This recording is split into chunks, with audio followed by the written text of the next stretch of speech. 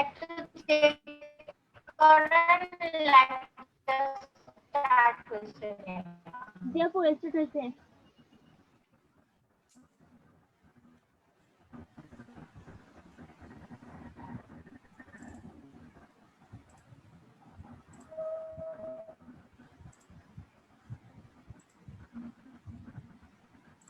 আমার screen share হচ্ছে।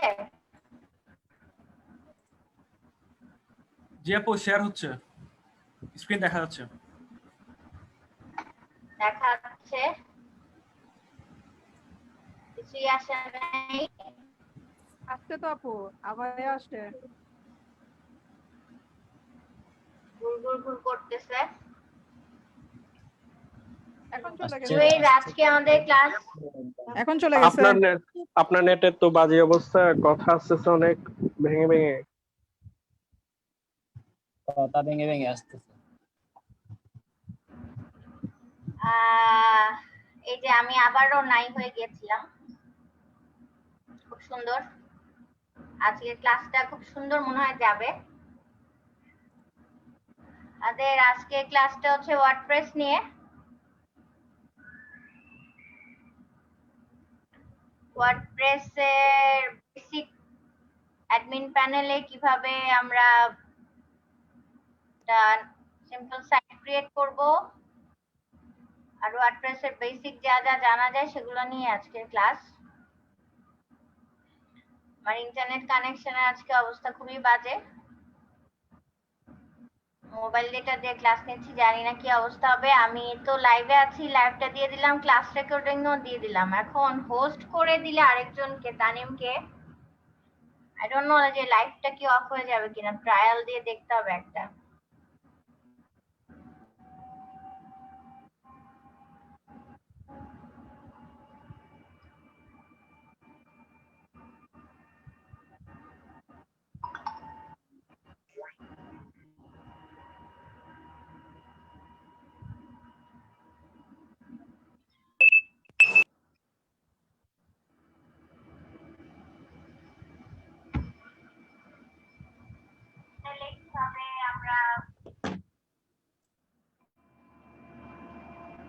Mobile দিয়েও কানেক্ট হলাম,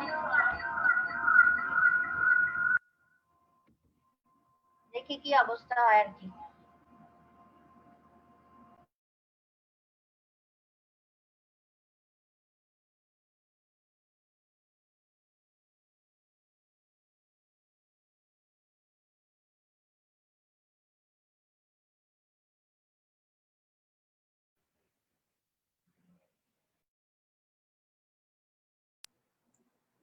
আমার কথা শোনা যাচ্ছে? আপু ডাবল আসতেছে। হ্যাঁ, আমার এই যে ইয়ে অন ছিল। মনে হচ্ছে বাংলা মুভি কর্নায়ক মিশা শতক হুমকি দিছে। আমি ডাবল ডিভাইস তো মোবাইলেও লগ ইন করে ফেললাম, কারণ আমার ল্যাপটপ থেকে বারবার কানেকশন চলে যাচ্ছে। আচ্ছা যাই হোক, আর লেন্দি না করি। আচ্ছা যেটা বললাম, ওয়ার্ডপ্রেস নিয়ে ক্লাস হবে। ওয়ার্ডপ্রেসের বেসিক অনেকখানি আইডিয়া আমাদেরকে হচ্ছে তানিম দিবে আজকে। তানিমের স্ক্রিন শেয়ার করে পুরোটাই তানিমই করবে। তো তানিম আপনি, আমি স্ক্রিন শেয়ার অফ করতেছি, আপনি স্ক্রিন শেয়ার করেন। আচ্ছা ঠিক আছে আপু।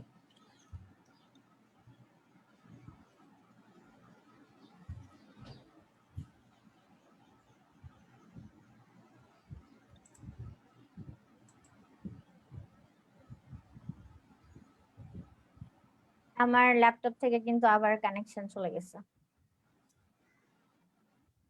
বাট মেবি আমি মোবাইল দিয়ে আসছি তাই লাইভটা অন আছে। এই চলবে মনে হয়, আজকে এই চলতে থাকবে, কিছু করার নেই।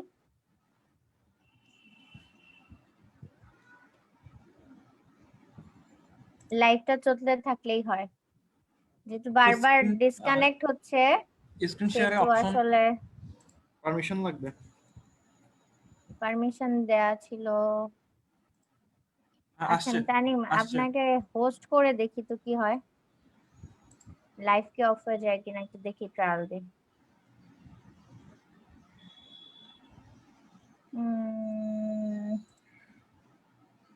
না, লাইভ চলতেছে। সো তানিম, আপনি এক কাজ করেন, আমার যেহেতু বারবার ফল হচ্ছে, নেট ল্যাপটপ থেকে চলে যাচ্ছে, আর যতবার যাচ্ছে ততবার কিন্তু আমার রেকর্ডিং অফ হয়ে যাচ্ছে। সো আপনি আপনার ইয়েতে বা রেকর্ডিং, আই থিংক সবার কাছে রেকর্ডিং অপশনটা অন থাকে। আমি মেবি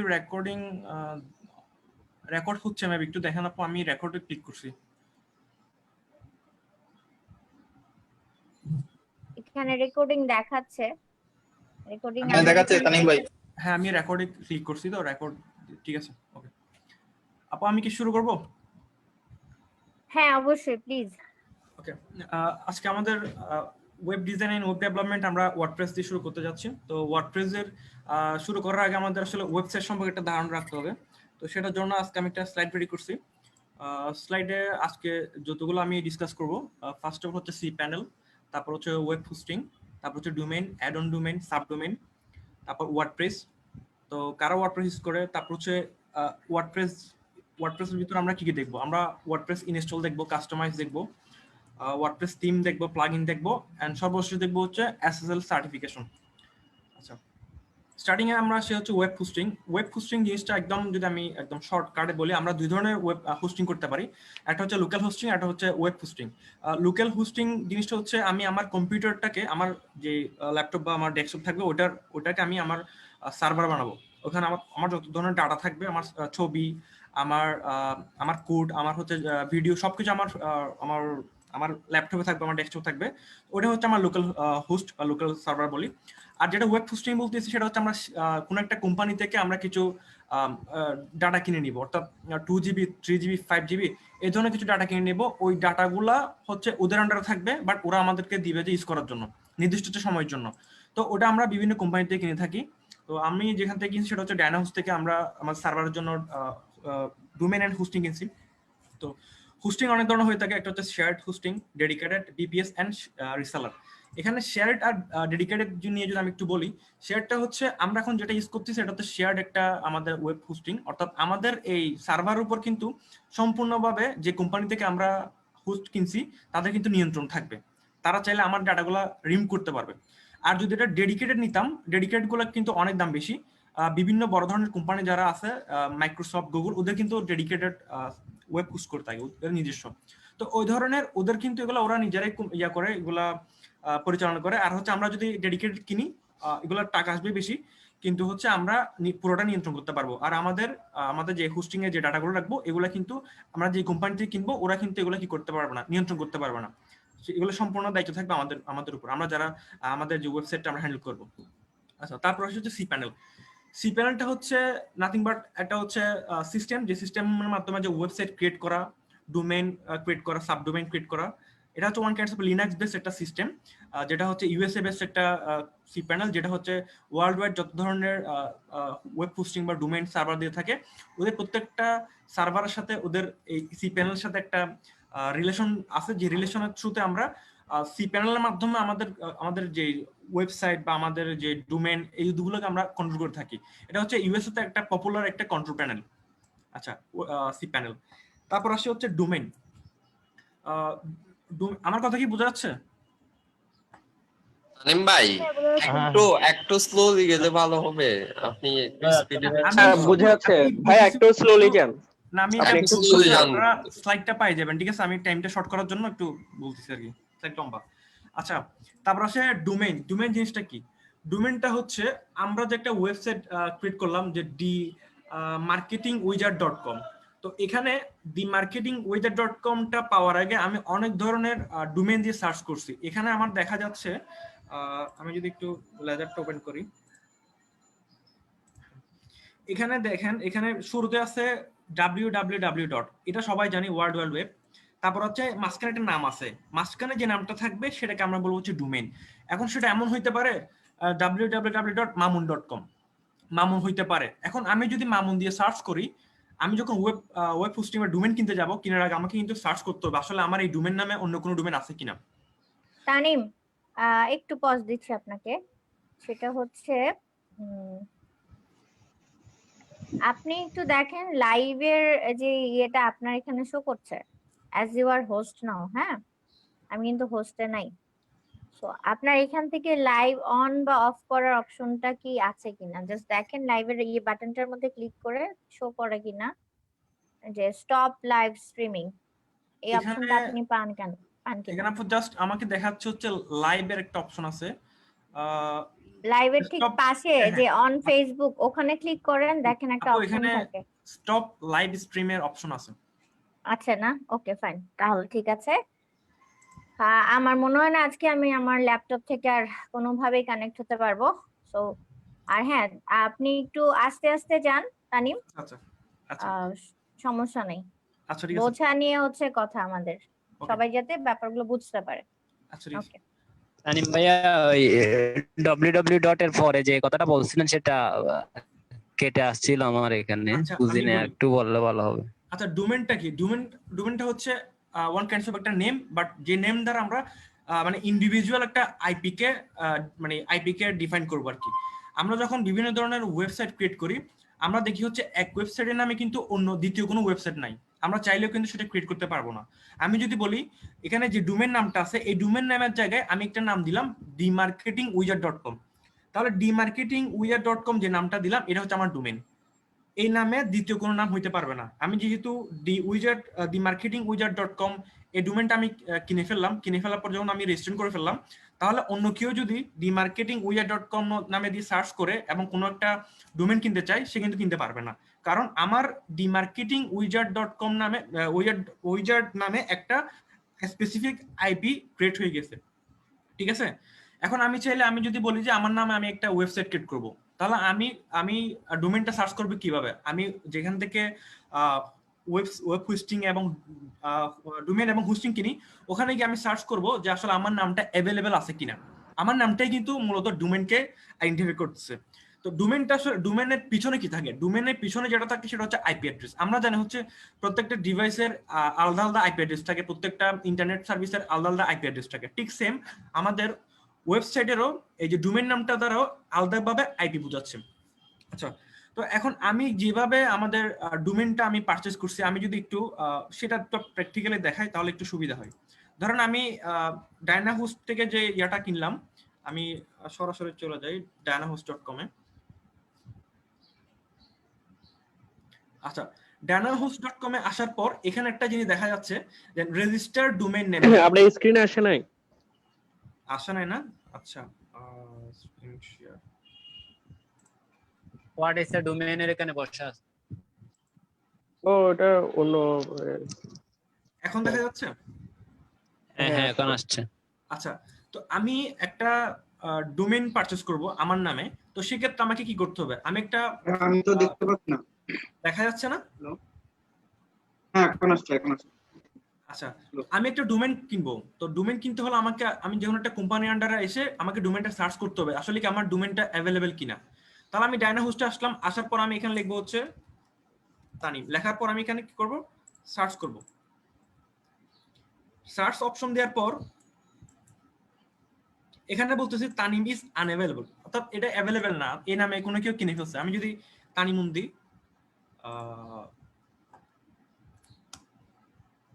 তানিমুন দিয়ে সার্চ করি, হ্যাঁ তানিমুন দিয়ে দেখে বলছি কংগ্রেচুলেশনস tanimun.com ইজ অ্যাভেলেবল। তাহলে আমার এই তানিমুন নাম দিয়ে এখন পর্যন্ত কোনো কেউ কিন্তু কোনো ওয়েবসাইট ক্রিয়েট করে নাই, তাহলে কোনো ডোমেন নাই, কেউ কিনে নাই, তাহলে আমি চাইলে এই ডোমেনটা কিনতে পারবো এবং এই ডোমেনটা কিন্তু অ্যাভেলেবল। ঠিক আছে, তাহলে ডোমেন জিনিসটা সম্পর্কে কি আমরা একটা আইডিয়া পাইছি? আপনারা কি বুঝতে পারছেন? ভাইয়া বুঝা গেছে? বুঝতে পারছি। আচ্ছা, তাহলে আমি পরবর্তী স্লাইডে চলে আসি। আচ্ছা, তাহলে আমরা ডোমেনটা বসছি। এখন এখানে একটা ব্যাপার আছে, ডোমেনের পর এখানে একটা .com একটা ওয়ার্ড দেখা যাচ্ছে না, যেটাকে টপ লেভেল ডোমেন বলতেছি .com। ঠিক আছে, তাহলে .com জিনিসটা আমাদের একটু বুঝতে হবে। তো the list of top level domain extension, আমাদের শুধু .com দিকে এমন না, আমাদের কিন্তু অনেক ধরনের এক্সটেনশন থাকে। .com থাকে, .org থাকে, .net থাকে, .edu থাকে, .gov থাকে, .mil থাকে, আরো অনেক থাকে, .xyz থাকে। তো এখন কথা হচ্ছে কোন এক্সটেনশন ডোমেনটা কোন কাজে ইউজ হয়। আমি এখানে লিখে দিছি the dot com domain is short for commercial, অর্থাৎ কোনো একটা কমার্শিয়াল কাজের ক্ষেত্রে ওয়েবসাইটগুলো সাধারণত ডট কম হয়ে থাকে। আর ওআরজি যেটা সেটা হচ্ছে ওয়ার্ল্ড অর্গানাইজেশন থেকে আসছে, যেটা হচ্ছে মোটামুটি নন প্রফিট অর্গানাইজেশন। আমরা যদি একটা এডুকেশনাল ওয়েবসাইট তৈরি করি, যে এডুকেশনাল ওয়েবসাইটের পারপাস হচ্ছে আমরা ফ্রিতে লেকচার দিব, ফ্রিতে বিভিন্ন রকম শিক্ষা দিব, ওই ধরনের ওয়েবসাইটগুলো আমরা অর্গানাইজেশন লিখতে পারি যেটা নন প্রফিট থাকে। তারপর হচ্ছে ডট নেট ইউজ হইতে সাধারণত যারা আইপি সার্ভিস প্রোভাইডার থাকে, যারা ইন্টারনেট সার্ভিস প্রোভাইড দিয়ে থাকে, ওই ধরনের কোম্পানিগুলো ডট নেট সার্ভার ইউজ করে। তারপর হচ্ছে ডট ইডু। আমরা দেখি হচ্ছে অনেক সময় আমাদের বিভিন্ন ধরনের বিশ্ববিদ্যালয় বা বিভিন্ন রকম শিক্ষা প্রতিষ্ঠানের নামের পাশে ডট ইডু থাকে। এগুলো হচ্ছে শিক্ষা প্রতিষ্ঠান সংক্রান্ত যেসব ওয়েবসাইট থাকে, এগুলোতে ডট ইডু থাকে। তারপর হচ্ছে সরকারিভাবে কোনো কিছু যদি আমরা কোনো ওয়েবসাইটে প্রবেশ করি, আমরা সবসময় দেখি যে অবশ্যই আমাদের ওয়েবসাইটের শেষাংশে ডট গভ একটা ওয়ার্ড থাকে। ডট গভ এর পর ডট বিডি থাকে, বিডি দ্বারা বোঝাচ্ছে হচ্ছে এটা বাংলাদেশ। এটা যদি আমেরিকা হয় তাহলে ইউএস থাকে। আচ্ছা, এটা ডট গভ। তারপর হচ্ছে ডট মিল। ডট মিল দ্বারা হচ্ছে একটা মিলিটারি ওয়েবসাইট। বাংলাদেশের যদি মিলিটারি ওয়েবসাইট দেখি, আপনারা এখানে দেখেন www.army.mil.bd। তার মানে কি একদম বিডি দ্বারা বোঝাচ্ছে বাংলাদেশ, আর এমআইএল দ্বারা বুঝবো কি এটা মিলিটারি একটা ওয়েবসাইট, আর আর্মি এটা হচ্ছে ডোমেন। ঠিক সেম আমি কিছু এক্সাম্পল দিছি, যেমন কি ডট নেট এর জন্য themeforest.com, এটা একটা এক্সাম্পল। তারপরে একটা অর্গানাইজেশনের জন্য একটা আমি এক্সাম্পল দিলাম studio.org। আবার এদিকে bangladesh.gov.bd একটা এক্সাম্পল দিলাম। তারপর আমরা যে আমাদের যে ডোমেনটা আমরা পারচেজ করছি themarketingwizard.com, ঠিক আছে, আমরা এটা .com নিয়ে কিনছি, ওই জন্য এটা শেষে .com আছে। বুঝা গেছে? জি জি তামিম ভাই। জি ভাইয়া। আচ্ছা, কোনো প্রশ্ন থাকলে বলতে পারেন। কারো কোনো প্রশ্ন আছে? না ভাই, ওই যে গভর্নমেন্টের যে ডোমেন গুলো আছে আর কি, ওদের ওটা কি নিজস্ব সার্ভার নাকি ওরাও কোনো একটা কোম্পানি থেকে কিনে? ওই যে যেমন গভর্নমেন্টের যেগুলো আছে, গভর্নমেন্টের গুলো হচ্ছে সম্পূর্ণ নিজস্ব, কারণ হচ্ছে গভর্নমেন্টের ওই হোস্টিং গুলাতে কিন্তু অন্য কেউ ইয়া করতে পারবে না, মানে কন্ট্রোল করতে পারবে না। কারণ হচ্ছে গভর্নমেন্টের ওগুলোতে অনেক ধরনের ইস্যু থাকে, অনেক পার্সোনাল বিষয় থাকে, অনেক ধরনের ইনফরমেশন থাকে, যেগুলো যদি লিক হয়ে থাকে তাহলে দেশে অনেক ধরনের ক্ষতি হতে পারে। এই জন্য এগুলো সবসময় পুরো বাংলাদেশ সরকারই কিন্তু এগুলো কন্ট্রোল করে থাকে, এবং ওদের নিজস্ব সার্ভার আছে। মিল এটা মিল দ্বারা হচ্ছে মিলিটারি, মানে মিলিটারি শর্ট ফর্ম হচ্ছে মিল। সেটাও কি মানে নিজস্ব? যেগুলা মনে করবো হচ্ছে যেসব ওয়েবসাইট যেগুলা মানে বাংলাদেশ বা কোনো একটা দেশের সাথে সংশ্লিষ্ট, রাষ্ট্রের সাথে সম্পর্কিত, ওইগুলো কিন্তু ওরা নিজস্ব, মানে ওরা পার্সোনালি হ্যান্ডেল করে, মানে বাংলাদেশ সরকারই এগুলো হ্যান্ডেল করে। তো এগুলো অন্য কেউ কি করতে পারে না, কন্ট্রোল করতে পারে না। শিক্ষা প্রতিষ্ঠানের গুলা? শিক্ষা প্রতিষ্ঠানের গুলাও সেম, মানে শিক্ষা প্রতিষ্ঠান গুলাও তো বাংলাদেশ সরকারের। এখানে অনেক সময় টেন্ডারের অনেকগুলো ইস্যু থাকে, তো আমি যদি টেন্ডারের অনেকগুলো হিসাব নিকাশ যদি লিক করে ফেলি তাহলে এগুলো প্রবলেম না। মানে যেগুলা রাষ্ট্রের সাথে সম্পর্কিত থাকবে অবশ্যই এগুলা রাষ্ট্রের ওইসব মানে সরকারি কি করবে, এগুলা বিভিন্ন ধরনের, যেমন কি বিডিআরসি সম্পর্কে আমরা জানি, ঠিক আছে। তারপরে তথ্য মানে আইসিটি মন্ত্রণালয় আছে, তারপরে টেলিযোগাযোগ মন্ত্রণালয় আছে, প্রত্যেকটা মন্ত্রণালয় আছে না, ওই মন্ত্রণালয়ে ওরা কিন্তু এ ধরনের এইসব জিনিসগুলো হ্যান্ডেল করে থাকে, এবং এগুলো হচ্ছে সম্পূর্ণ সরকারের নিজস্ব। আর কোনো প্রশ্ন আছে? ঠিক আছে ভাইয়া। আচ্ছা, এবার আসি অ্যাড অন ডোমেন। আমরা ডোমেন সম্পর্কে জানছি, তিন ধরনের ডোমেন বলা হয়, একটা হচ্ছে ডোমেন, একটা অ্যাড অন ডোমেন, আর একটা হচ্ছে সাবডোমেন। সাবডোমেনের আগে আমরা অ্যাড অন ডোমেনে আসি। অ্যাড অন ডোমেনটা হচ্ছে কি? অ্যাড অন ডোমেনটা হচ্ছে আমি জাস্ট সেম যেভাবে ডোমেনটা নির্বাচন করছি, আমি একটা ডোমেন পারচেজ করার পরে ওই ডোমেনের আন্ডারে আমি আরেকটা অ্যাড অন ডোমেন ক্রিয়েট করবো। অ্যাড অন ডোমেনটা হচ্ছে এমন একটা ডোমেন, আমি যদি লিখি google.com, google.com মানে গুগল একটা ডোমেন। অনেক সময় আমরা দেখি হচ্ছে support.google.com বা service.google.com, অনেক সময় দেখি। সেটা কি করে? সেটা সরাসরি আমাকে আমার যে ওয়েবসাইট google.com, ওই google.com এ কি করে রিডাইরেক্ট করে নিয়ে যায়। আমি যদি একটা ডোমেন নাম দিলাম যে my.service দিলাম, এই my.serviceটা আমি কোন ডোমেনের আন্ডারে ক্রিয়েট করতেছি? my.serviceটা আমি ডিজিটাল মার্কেটিং মানে ডিমার্কেটিং উইজার্ড, এই দেখেন এখানে ডিমার্কেটিংউইজার্ড.com এর আন্ডারে গিয়ে আমি কি করতেছি? ক্রিয়েট করতেছি।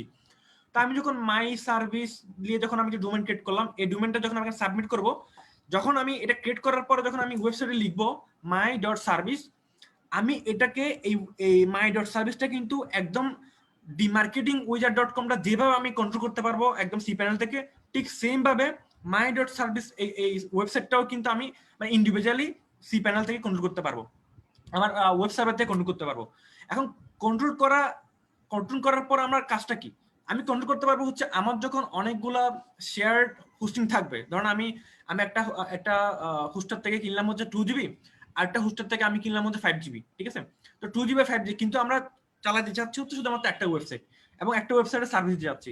সেই ক্ষেত্রে আমাদের এই ধরনের অ্যাড অন ডোমেন গুলো ক্রিয়েট করতে হয়। এই অ্যাড অন ডোমেন গুলো আমরা জাস্ট ইন্ডিভিজুয়ালি কন্ট্রোল করব, কিন্তু ওর কাজ হচ্ছে কি ও এটাকে সরাসরি আমাকে dmarketingwizard.com এ নিয়ে যাবে। বুঝা গেছে এখন? জিনিসটা বোঝা গেছে? ভাই একটু রিপিট করেন ব্যাপারটা। আচ্ছা, অ্যাড অন ডোমেনটা হচ্ছে আমি জাস্ট একটা ওয়েবসাইট যখন ক্রিয়েট করলাম, ধরেন dmarketingwizard.com একটা ওয়েবসাইট ক্রিয়েট করছি।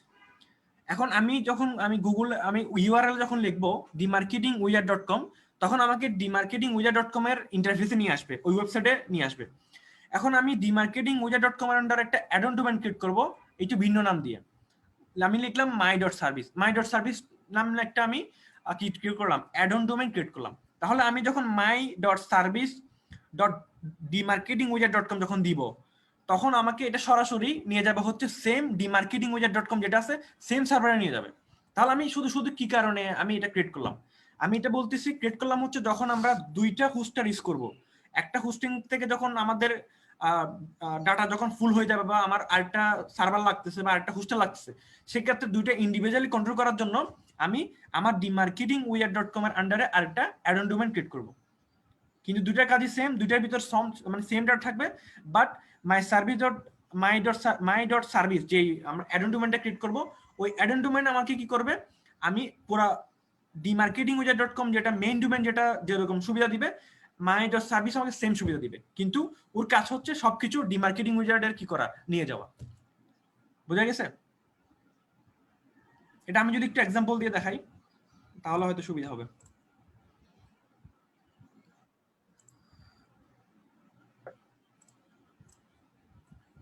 আচ্ছা, এখানে কি আমার এই সার্ভারটা দেখা যাচ্ছে এখানে? হ্যাঁ হ্যাঁ দেখা যাচ্ছে। আচ্ছা, দেখা যাচ্ছে।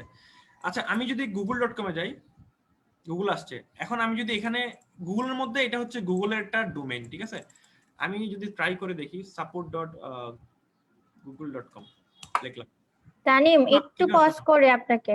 আচ্ছা, সৈকত আছেন? হ্যাঁ আপু আছে। Why the participant is 21? আপনি একটু যারা আসে নাই তাদেরকে মেনশন দিয়ে বলেন। আচ্ছা, ঠিক আছে তানিম, কন্টিনিউ। আচ্ছা, আমি যে একটু আগে বললাম যে dmarketingwizard.com একটা সার্ভারের জন্য আমি নতুন একটা অ্যাড অন ডোমেইন ক্রিয়েট করব। আচ্ছা, আমি যেটা দেখাতে চাচ্ছিলাম, আমি একটা খুলি ডায়ানা হোস্টিং।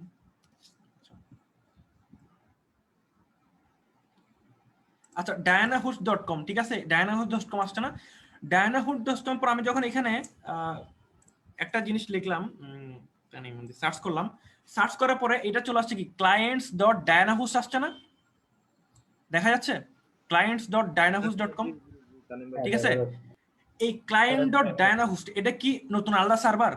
অবশ্যই এটা একটা আলাদা সার্ভার। এই সার্ভারটা কিন্তু আপনাকে কোথায় নিয়ে আসছে? ঠিক সেম ডায়নাহোস্টের সার্ভারে নিয়ে আসছে। এটা কিন্তু ডায়নাহোস্টের সার্ভারের বাইরে না, ঠিক আছে? আমি যখন শুরুতে ডায়নাহোস্ট দিয়ে সার্চ করছিলাম, ডায়নাহোস্ট আসছিল না। আসার পরে যখন আমি আবার আমার নাম দিয়ে সার্চ করলাম, সার্চ করার পরে কি আসছে আমি আবার দেখাই, জিনিসটা বুঝবেন এখন।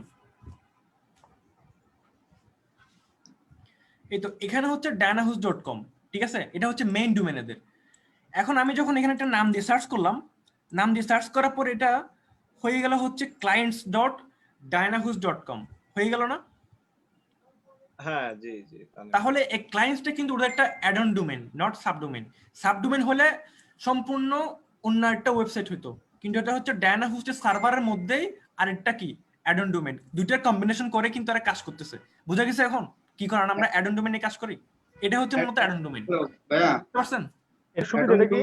অ্যাড অন ডোমেন কয়টা ইউজ করা যাবে ডোমেনের সাথে? অ্যাড অন ডোমেনটা ডিপেন্ড করতেছে আপনি কয়টা কিনতেছেন, কত টাকা খরচ করতেছেন। আপনি যদি টাকা বেশি দেন আপনাকে বেশি দিবে। আমাকে দুইটা দেওয়ার কথা ছিল, আমাকে মেবি একটা দিছে, আমি জানি না, দুইটা দেওয়ার কথা ছিল। আপনি টাকার উপর ডিপেন্ড করতেছে আপনি কত জিবি নিচ্ছেন, তারপর হচ্ছে আপনি কত টাকা দিন কত টাকার সার্ভিস নিচ্ছেন, এটার উপর ডিপেন্ড করে ওরা আপনাকে কি দিবে, অ্যাড অন ডোমেইন দিবে। ঠিক আছে, আমাকে অ্যাড অন ডোমেইন দেওয়ার কথা ছিল 2টা, আর হচ্ছে সাবডোমেইন দেওয়ার কথা ছিল 30টা। ঠিক আছে, আচ্ছা এটা যদি বুঝে থাকেন আমি নেক্সট স্লাইডে যাব। কোনো কোশ্চেন আছে? অ্যাড অন ডোমেইনের সুবিধাটা কি? এই যে বললাম, এখন অ্যাড অন ডোমেইনের সুবিধা হচ্ছে ধরেন ডায়ানা হোস্টের যে ওয়েব সার্ভারটা আছে ওদের একটা নির্দিষ্ট হোস্টিং আছে, হোস্টিং কিছু স্পেস আছে। আমরা মূলত হোস্টিং কে বুঝবো হচ্ছে কতগুলো স্পেস, মানে মোবাইলে যেরকম করে মেমোরি কার্ড থাকে, মেমোরি কার্ডে স্টোরেজ থাকে, ঠিক সেম একটা স্টোরেজ। হোস্টিং মানে মনে করবে স্টোরেজ। তাহলে ওদের এই সার্ভারে কতগুলো স্টোরেজ আছে। এখন দেখেন ওরা চাচ্ছে হচ্ছে আলাদা আলাদা করে সার্ভারের জন্য আলাদা আলাদা করে স্টোরেজ কি করার জন্য, ইউজ করার জন্য। ধরেন এই ইন্টারফেসের মধ্যে যা যা আছে এটার জন্য আলাদা একটা ওরা স্টোরেজ ইউজ করতে চাচ্ছে, তারপর হচ্ছে ক্লায়েন্টস এর জন্য আলাদা একটা স্টোরেজ ইউজ করতে চাচ্ছে। ঠিক আছে, তাহলে স্টোরেজ দুটো হয়ে গেছে না, কিন্তু ওরা রাখতে চাচ্ছে কিন্তু একটা ওয়েবসাইট। সেই ক্ষেত্রে ওদের কি করতে হয়, অ্যাড অন ডোমেইনটা ইউজ করতে হয়। বুঝতে পারছেন এখন? হ্যাঁ ঠিক আছে। আচ্ছা, আর কোনো কোশ্চেন না থাকলে আমি নেক্সট স্লাইডে চলে যাব। কারো কোনো কোশ্চেন আছে? না না নেই। আচ্ছা, তাহলে আমরা অ্যাড অন ডোমেইনটা বুঝছি। এখন বলবো যে সাবডোমেইন। সাবডোমেইনটা হচ্ছে অনেকটা অ্যাড অন ডোমেইনের মতো, কিন্তু এখানে দেখেন মেইন ডোমেইনটা হচ্ছে yourdomain.com। ধরেন themarketingwizard.com-টা হচ্ছে মেইন ডোমেইন। এখন আমরা গতকালকে আপনাদের অনেকজনকে সাবডোমেইন দিছি আপনাদের নির্দিষ্ট নাম অনুযায়ী। দেখেন একদম মেইন ডোমেইনের আগে একটা নাম ছিল না, ধরেন mamun.themarketingwizard.com, shapla.themarketingwizard.com, সৈকত.themarketingwizard.com, এরকম দিছি না? জি ভাইয়া। আমার কথা বোঝা যাচ্ছে? জি ভাইয়া বোঝা যাচ্ছে। তো আমরা সেরকম যে নামগুলো দিলাম, অর্থাৎ আমার মেইন ডোমেইনের আগে একটা নাম থাকবে নির্দিষ্ট, নিকনেম দিব, নিকনেম দিয়ে যেটা তৈরি করব সেটা হচ্ছে আমার কি মূলত সাবডোমেইন। সাবডোমেইনটা আমি ঠিক সেম ইন্ডিভিজুয়ালি কন্ট্রোল করতে পারবো। আপনাদের যে আইডি এবং পাসওয়ার্ড দিলাম, আপনাদের আইডি এবং পাসওয়ার্ড দিয়ে আপনাদের ডোমেইনটাকে আপনারা কি করতে পারবেন, ইন্ডিভিজুয়ালি কন্ট্রোল করতে পারবেন। আচ্ছা ভাই, এখানে একটা কোশ্চেন হচ্ছে, আমি এই ইউজার আইডি ইউজ না করে আমি ইমেল ইউজ করতে পারবো? না, এটা হচ্ছে আপনি ইমেল ইউজ করতে পারবেন না, কারণ হচ্ছে এটা ডিপেন্ড করছে পুরোটা আপনার মেইন ডোমেইনের উপর। ঠিক আছে, মেইন ডোমেইনের মধ্যে আমি যার কাছ থেকে সার্ভার যে যাদের কাছ থেকে হোস্ট কিনছি সে আমাকে নির্দিষ্টভাবে একটা কি দিয়েছে, ইউজার নেম এবং একটা পাসওয়ার্ড দিয়ে দিয়েছে, মানে তার সার্ভার থেকেই। সেটা আমি নিজেও ক্রিয়েট করতে পারি নাই, যেহেতু সেটা সম্পূর্ণ বলছিলাম যে একটু আগে, যেগুলো শেয়ারেড হোস্টিং ওরা কি করতে পারে, আমাদের ডোমেইন গুলোর উপর কি করতে পারে, নিয়ন্ত্রণ করতে পারে। তাহলে সেই ক্ষেত্রে ওরা নিজেরা কি করছে, নিজেরা পাসওয়ার্ড নিজেরাই ইউজার আইডি আমাদেরকে প্রোভাইড করছে। ঠিক আছে, সেটা দিয়ে কিন্তু আমরা কি করি, আমাদের মেইন ডোমেইনে ঢুকি। এখন মেইন ডোমেইন থেকে আমরা কি করি, আপনাদের জন্য সাবডোমেইন ক্রিয়েট করি। সাবডোমেইন ক্রিয়েট করার সময় কি করি, একটা আলাদা ইউজার নেম, একটা আলাদা ইউজার আইডি দিই। তাহলে কি ওখানে আমার কি কোনো ইমেল ইউজ করার কোনো অপশন আছে? যেহেতু আমি নিজেই কি করা আরেকজনের কাছে কি বলে আরেকজনের কাছে আমার সবকিছু দেয়া। ঠিক আছে, এক্ষেত্রে আমরা কি করতে পারবো না, ইমেল ইউজ করতে পারবো না। আমি চেঞ্জ করতে পারবো না না, তবে এখানে একটা কথা আছে, আপনি আপনার সাবডোমেইনের আন্ডারে ইমেল ক্রিয়েট করতে পারবেন। ঠিক আছে, ওটা আমরা পরে আসবো। আচ্ছা, এখন আর কোনো কোশ্চেন আছে সাবডোমেইন নিয়ে? না। আচ্ছা, এখন আসে আমরা ওয়ার্ডপ্রেস। আমরা যেহেতু ডোমেইন বুঝলাম, অ্যাড অন ডোমেইন বুঝলাম, তারপর হচ্ছে সি প্যানেল দেখলাম, এখন আমরা হচ্ছে ওয়ার্ডপ্রেসে। ওয়ার্ডপ্রেস নিয়ে কেন আমরা কথা বলতেছি আর ওয়ার্ডপ্রেস কি কারণে? ওয়ার্ডপ্রেসটা হচ্ছে কন্টেন্ট ম্যানেজমেন্ট একটা সিস্টেম, আর এটা হচ্ছে সবচেয়ে বেশি পপুলার কারণ হচ্ছে এটা ইউজার ফ্রেন্ডলি, আর হচ্ছে ওপেন সোর্স, আর একদম কস্ট কম, আর হচ্ছে ব্লগিং প্ল্যাটফর্ম। ঠিক আছে, আর এটা তো শিখতে খুব সুবিধা। তো আমরা ওয়ার্ডপ্রেস দিয়ে কি করতে পারবো, আমরা ওয়ার্ডপ্রেস দিয়ে যে কোনো ধরনের সফটওয়্যার যে কোনো ধরনের ওয়েবসাইট ক্রিয়েট করতে পারবো। আমরা যদি ই লার্নিং কোনো ওয়েবসাইট তৈরি করতে চাই সেক্ষেত্রে আমরা তৈরি করতে পারবো, যেটা ইউডেমিতে যেটা ইউজ হয়, ইউডেমিটাও কিন্তু ওয়ার্ডপ্রেস দিয়ে করা। আর একটা কথা আছে, ওয়ার্ডপ্রেস কি শুধু ওয়ার্ডপ্রেস না, ওয়ার্ডপ্রেস কিসের কি দ্বারা ওয়ার্ডপ্রেস তৈরি? ওয়ার্ডপ্রেস পিএইচপি আছে, মাইএসকিউএল আছে, মারিয়াডিবি ডাটাবেস আছে, তারপর হচ্ছে জাভাস্ক্রিপ্ট, অনেকগুলো প্রোগ্রামিং ল্যাঙ্গুয়েজ, অনেকগুলো কোডিং এর সংযুক্ততে আমাদের এই ওয়ার্ডপ্রেসটা তৈরি হয়েছে। তো ওয়ার্ডপ্রেসটা ইউজার ফ্রেন্ডলি বলে আমরা এই ওয়ার্ডপ্রেসটা ইউজ করি। আমরা দেখছি এটা কি ওপেন সোর্স, আমরা free of cost, blogging platform, content management system, আর হচ্ছে ইজি টু লার্ন। এইসব কারণে আমরা কি করি, ওয়ার্ডপ্রেসটা ইউজ করি। আচ্ছা, এখানে একটা কোড দেখা যাচ্ছে, এটা হচ্ছে মূলত মানে ওয়ার্ডপ্রেসের তৈরি করা, যেটা হচ্ছে পিএইচপি তে লেখা, মানে পিএইচপি তে কোডটা এইভাবে লেখে। যাই হোক, এটার আউটপুট হচ্ছে হ্যালো ওয়ার্ল্ড, এটা আমার লাগতেছে না। আচ্ছা, কারা ওয়ার্ডপ্রেসটা তৈরি মানে ইউজ করতেছে। আচ্ছা, তো ওয়ার্ডপ্রেস যে আমরা ইউজ করব, ওয়ার্ডপ্রেস ইউজ করতে গেলে আমাকে আসলে জানতে হবে আমরা কেন ওয়ার্ডপ্রেস ইউজ করতেছি, বা বাকিরা কেন ওয়ার্ডপ্রেস ইউজ করতেছে, কি কারণে আমরা ইউজ করব। ওয়ার্ডপ্রেস যে বললাম একটা কন্টেন্ট ম্যানেজমেন্ট প্ল্যাটফর্ম বা সিস্টেম। ওয়ার্ডপ্রেসের মতো অনেকগুলো সিস্টেম আছে, যেমন কি এই যে ওয়ার্ডপ্রেস আছে, জোমলা, ড্রুপাল, ব্লগার, বুলেটিন, .নেক্সট, নিয়োগ, হোমস্টেট, ইয়াহু, এই ধরনের অসংখ্য সিএমএস আছে। কিন্তু দেখেন এখানে পার্সেন্টেজ যদি আপনারা দেখেন, ওয়ার্ডপ্রেস হচ্ছে 62.53%। তাহলে 62.53% দ্বারা বোঝাচ্ছে হচ্ছে ওয়ার্ল্ডে যত ধরনের প্ল্যাটফর্ম আছে সবগুলো হচ্ছে ওয়ার্ডপ্রেসটা এগিয়ে। কারণ হচ্ছে ওয়ার্ডপ্রেস ইউজার ফ্রেন্ডলি, এই কারণে আমরা কি করি, ওয়ার্ডপ্রেসটা ইউজ করি। আমরা চাইলে ওয়ার্ডপ্রেস ইউজ না করে আমাদের ওয়েবসাইটটা জুমলার আন্ডারে কি করতে পারতাম, ইনস্টল করতে পারতাম, ড্রুপালের আন্ডারে পারতাম, ব্লগার আন্ডারে পারতাম। ঠিক আছে, এগুলো আমরা একটু পরে আসবো কিভাবে আমরা এটা ইনস্টল করবো। আচ্ছা, এটা নিয়ে আর কোনো কোশ্চেন আছে? না না তানিম ভাই কন্টিনিউ। আচ্ছা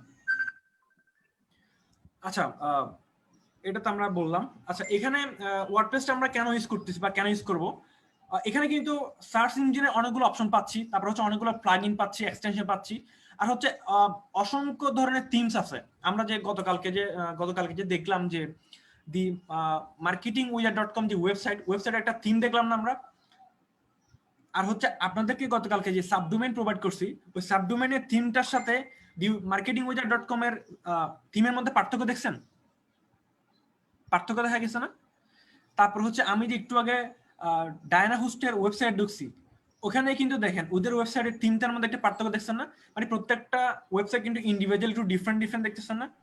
ঠিক সেম ওইরকম হাজার থিমস আছে আমাদের ওয়ার্ডপ্রেসের মধ্যে, ওই জন্য আমরা ওয়ার্ডপ্রেস ইউজ করি। আর হচ্ছে ওয়ার্ডপ্রেসটা হচ্ছে কন্টেন্টের জন্য সবচেয়ে বিখ্যাত। আচ্ছা, এখানে একটা কথা আসি, wordpress.org and wordpress.com আমরা যখন ম্যানুয়ালি ওয়ার্ডপ্রেস ইউজ করব, সাবডোমেনের মধ্যে কি আমার প্লাগইন ইউজ করা যাবে? হ্যাঁ বলেন। সাবডোমেনের মধ্যে প্লাগইন ইউজ করা যাবে? হ্যাঁ অবশ্যই যাবে, সাবডোমেনের মধ্যে অবশ্যই যাবে। কারণ হচ্ছে আপনার সাবডোমেনটা তো একটা ডোমেইন আন্ডারে রেজিস্টার করা আছে, ঠিক আছে? তো একটা ডোমেইন যখন আমরা রেজিস্টার করব, তখন আমাদের প্লাগইনের যে অপশনগুলো সবগুলো এনাবল হয়ে যাবে। তখন আমরা ওখান থেকে জাস্ট সার্চ করে ইনস্টল করব। এগুলো আমরা আসতেছি পরে। আচ্ছা, এখন আসি wordpress.org and wordpress.com এর মধ্যে। এইটাতে আমি কেন আসলাম, এটা আমাদের জানা দরকার। কারণ হচ্ছে আমরা যে সবাই শুরুতেই হোস্টিং কেনার পরে ওয়েবসাইট তৈরি করবো এমন না। অনেকে আছে wordpress.org এই ওয়েবসাইটে যাওয়ার পরে ওরা কি করে, সফটওয়্যার ক্রিয়েট করে, সরি ওয়েবসাইট ক্রিয়েট করে। তো আমি যদি একটু করে সেই ওয়েবসাইটটাতে একটু ভিজিট করি,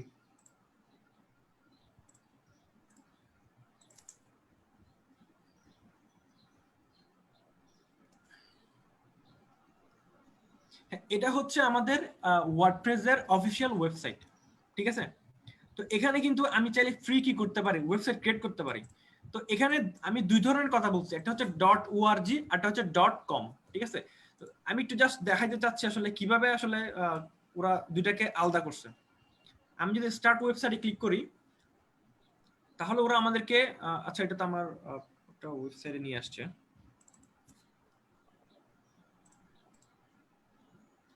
আচ্ছা, এখানে বলছে ক্রিয়েট ইউর অ্যাকাউন্ট। আমি যদি ক্রিয়েট ইউর অ্যাকাউন্টে ক্লিক করি, দেখি কি আসে।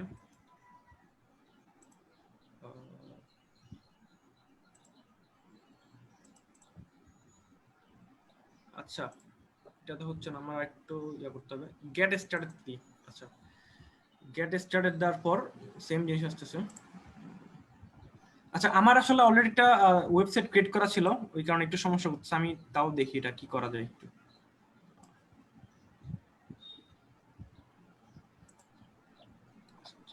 ওয়েবসাইট, আচ্ছা আমি কোন একটা নাম দিলাম। মানে এখান থেকে আমাকে মূলত আমার ওয়েবসাইটটা ক্রিয়েট করতে হবে। আমি একটা নাম দেওয়ার পরে মানে একটা ইমেল দিব, দেন একটা পাসওয়ার্ড দিব। ইমেল এবং পাসওয়ার্ড দেওয়ার পরই আমার নতুন একটা ওয়ার্ডপ্রেসের অ্যাকাউন্ট ক্রিয়েট হবে। এখন ওখানে যাওয়ার পরে ওরা দেখাবে হচ্ছে আপনি কি .org তে আপনার ওয়ার্ডপ্রেসটা ইনস্টল করবেন নাকি আপনি .com এ করবেন, ঠিক আছে? এগুলো আপনারা নিজেরা ট্রাই করবেন। আমার ইমেল অলরেডি এখানে লগ ইন করা ছিল, ওই জন্য আমি দিচ্ছি না। এটা আপনারা দেখবেন, এটা কিন্তু মেইন কাজটা আমাদের, আমি জাস্ট দেখানোর জন্য আসছি।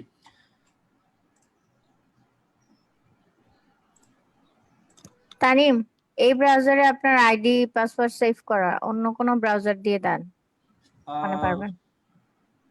অন্য ব্রাউজার, আচ্ছা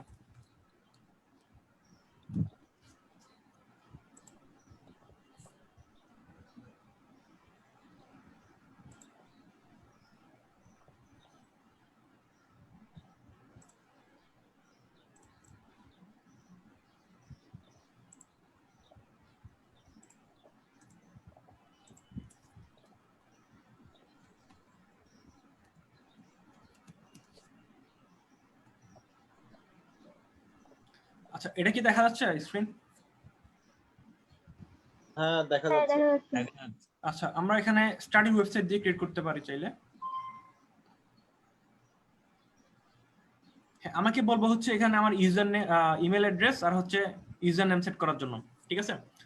তো আমি ইমেল অ্যাড্রেস কোনটা দিতাম? আচ্ছা, tanimun.iic.com একটা ইমেল দিলাম। নাম দিব কি?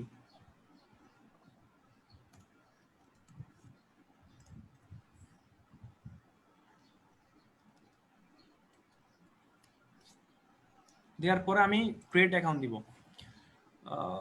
ক্রিয়েট অ্যাকাউন্ট দেওয়ার পর এখানে একটা অপশন আসছে, লেটস গেট ইউর সাইটের ডোমেন, ঠিক আছে? এখানে আমাকে ডোমেনের জন্য সার্চ করতে বলতেছে। তাহলে আমি এখানে ডোমেন দিয়ে সার্চ করব।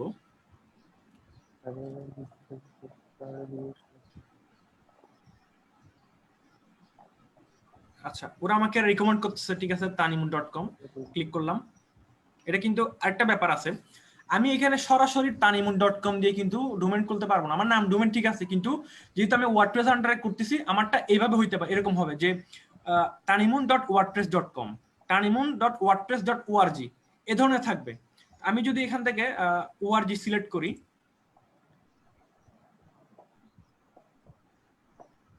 আমাকে একটা এখানে একটা প্যাকেজ দেখাচ্ছে। অর্থাৎ আমি যদি শুধু org দিয়ে ক্রিয়েট করি, যেখানে কোনো ওয়ার্ডপ্রেস থাকবে না, সেক্ষেত্রে আমাকে ডলার দিতে হবে। কিন্তু আমি চাচ্ছি না, আমি ফ্রি করতে চাচ্ছি। ফ্রি যদি খুলতে চাই, তাহলে আমি যদি .com দিই, তাহলে আমাকে শুধুমাত্র একটা জিনিস ফ্রি দেখাচ্ছে, সেটা হচ্ছে দেখেন এখানে tanimun 158708993.wordpress.com। শুধুমাত্র এটাই আমি চাইলে কি করতে পারবো, ফ্রিতে আমার ডোমেন হিসেবে নিতে পারবো। কিন্তু বাকিগুলো যদি আমি কিনতে চাই বা নিতে চাই, আমাকে অবশ্যই এখানে পে করতে হবে। জিনিসটা বোঝা গেছে? আমি যদি এখানে মামুন দিয়ে সার্চ করি, এখানে মামুন দিয়ে সার্চ করলে আমার একটা মাত্র ফ্রি অপশন আছে, যেটা হচ্ছে মামুন 9016289330.wordpress.com। আমি যদি এটা সিলেক্ট করি,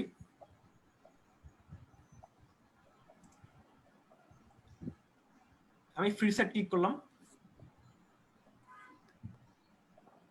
চলে আসছে। এটা হচ্ছে মামুন নামে একটা ওয়েবসাইট ক্রিয়েট হয়ে গেছে, ঠিক আছে? এখন আমি wordpress.com দিয়ে করছি না, wordpress.com। তো wordpress.com দিয়ে করছি, আমি চাইলে wordpress.org দিয়ে করতে পারতাম। এখন আমি এই দুইটার পার্থক্যটা একটু বুঝাচ্ছি। আমি org দিয়ে আর .com দিয়ে কি কারণে আমি ওয়েবসাইটটা ক্রিয়েট করব। এখানে কি কোনো প্রশ্ন আছে?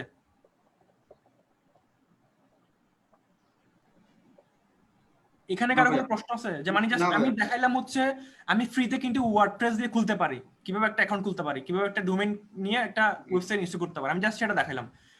এখন আমরা চলে যাব হচ্ছে কেন আমরা wordpress.com এবং org জিনিসটা বুঝবো। আচ্ছা, তো আমরা তো .com আর org আসছি, পার্থক্যটা একটু বোঝার চেষ্টা করি। .com আর .org এর মধ্যে কিছু ফ্যাসিলিটি আছে, যেমন কি আমি যদি .org নিই, org কিন্তু আমাকে ফ্রি কোনো ওয়েব হোস্টিং দিবে না। তাহলে আমাকে কি করতে হবে?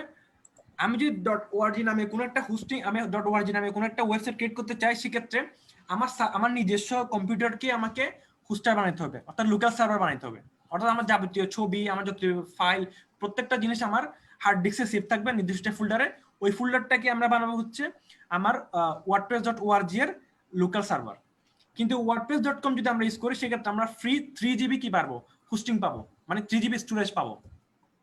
তারপর এখানে .org দ্বারা সরাসরি কোনো আমার নামও পাচ্ছি না। তারপর হচ্ছে .com এ কিন্তু আমি ফ্রিতে নাম পাচ্ছি। আর হচ্ছে এখানে ডিজাইন হতে ফাইলগুলা পুরোটা কি করতে হবে, কাস্টমাইজ করতে হবে। আমাকে প্রত্যেকটা থিম কিন্তু বানাইতে হবে, ডিজাইন করতে হবে। এখানে আমাকে কোড করে থিমটা বানাইতে হবে। আর হচ্ছে এখানে হচ্ছে কিছু লিমিটেড আমার থিমস আছে, যেগুলো আমি ইউজ করতে পারবো, ইনস্টল করতে পারবো। এখানে হচ্ছে প্লাগইনটা সম্পূর্ণ নিজের কন্ট্রোলে আছে, কিন্তু এখানে হচ্ছে লিমিটেড, এখানে হচ্ছে সেলফ মেড, এখানে হচ্ছে ইনক্লুডেড, এখানে হচ্ছে সেলফ মেড ইনক্লুডেড। ইনক্লুডেড মানে হচ্ছে আমি যেগুলো আপলোড করব wordpress.com এ সেখানে কিন্তু আমার ওই ফাইলগুলো থেকে যাবে, কারণ হচ্ছে wordpress.com আমাকে কিন্তু প্রায় 3 জিবি মতো কি দিচ্ছে, স্টোরেজ দিচ্ছে, তাহলে ওই স্টোরেজের মধ্যে আমার ফাইলগুলো সেভ থাকবে। তাহলে বুঝা গেছে আসলে wordpress.org এবং wordpress.com এর মধ্যে পার্থক্য। আচ্ছা, ওআরজিটা কেনার সময় কি আমাকে টাকা দিতে হবে, যেহেতু আমি ওয়েব হোস্টিং করছি এখানে? এখানে আমি জাস্ট শুধুমাত্র একটা কথা বলি, আমি যদি ওয়ার্ডপ্রেস এর আন্ডারে ওআরজি করতে চাই আমাকে নিজস্ব লোকাল সার্ভারে কাজ করতে হবে। আপনাকে জাম্প নামের একটা সফটওয়্যার ইনস্টল করতে হবে, ওই ইনস্টল করে ওখানে লোকাল সার্ভারটাকে বানাতে হবে, ঠিক আছে? এটা হচ্ছে সম্পূর্ণ ডিপেন্ড করছে যে আপনার উপর আপনি কিভাবে কন্ট্রোল করবেন, কিন্তু আপনাকে অবশ্যই নামের আগে wordpress.org এটাই থাকবে, এটা যাবে না, কারণ আপনি ওয়ার্ডপ্রেস দিয়ে করতেছেন। কিন্তু দেখেন এটা করার পরও আপনাকে সবকিছু নিজেকে কন্ট্রোল করতে হবে, প্লাগইনটাও আপনি বানাবেন, ব্যাকআপ আপনি রাখবেন, সিকিউরিটিটা আপনি দেখবেন। তার মানে আপনি একটা ফুললি যদি একজন ডেভেলপার না হন, আপনি কিন্তু ওআরজিটা কি করতে পারবেন না, নিয়ন্ত্রণ করতে পারবেন না। বুঝতে পারছেন? মানে ওয়ার্ডপ্রেস এর আন্ডারে যদি ওআরজি করতে চান আপনাকে অবশ্যই একটা ফুল ডেভেলপার হইতে হবে। আর যদি আপনি কোনো ডেভেলপার না হই একদম অ্যাজ ইউজুয়াল আমরা যেভাবে জেনারেল ভাবে ইউজ করি, মানে সম্পূর্ণ কোডিং জানা ছাড়া, সেক্ষেত্রে আমাকে কি করতে হবে, wordpress.com-টা ইউজ করতে হবে। বুঝা গেছে এখন? এবার তার মানে ওআরজি দিয়ে করতে গেলে ওয়ার্ডপ্রেস এর উপর থাকবে না কিছু, মানে ওয়ার্ডপ্রেস এর আন্ডারে যদি আমি ওআরজি দিয়ে করতে চাই সেক্ষেত্রে সম্পূর্ণ নিজেকে কন্ট্রোল করতে হবে সবকিছু। আর যদি .com দিয়ে করি এটা আমরা কি করতে পারবো, ওয়েবসাইটের ওয়ার্ডপ্রেস এর কিছু লিমিটেশনের মধ্যে আমরা কি করতে পারবো, কাজ করতে পারবো, ঠিক আছে?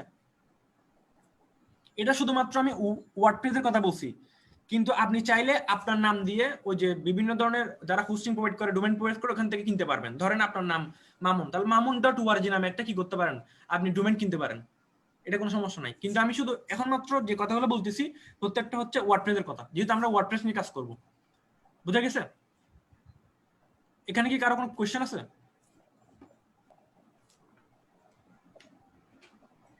হ্যাঁ ভাইয়া। তাহলে আমি নেক্সট স্লাইডে যাচ্ছি।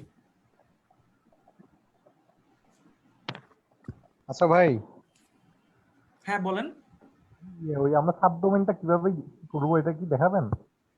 হ্যাঁ আমরা সবকিছু দেখবো, আগে একটু দেখেন আমি কিভাবে আসতেছি। আমি আসলে জাস্ট সাবডোমেন কি সেটা বলছি, কিন্তু সাবডোমেন কিভাবে ক্রিয়েট করে এটা এখন দেখাই নাই। আমি জাস্ট বেসিক গুলো একটু বলতেছি, নাহলে পরে দিয়ে বুঝবেন না, ঠিক আছে? এখন আসলে আমরা ইনস্টল এন্ড সেটআপ ওয়ার্ডপ্রেস।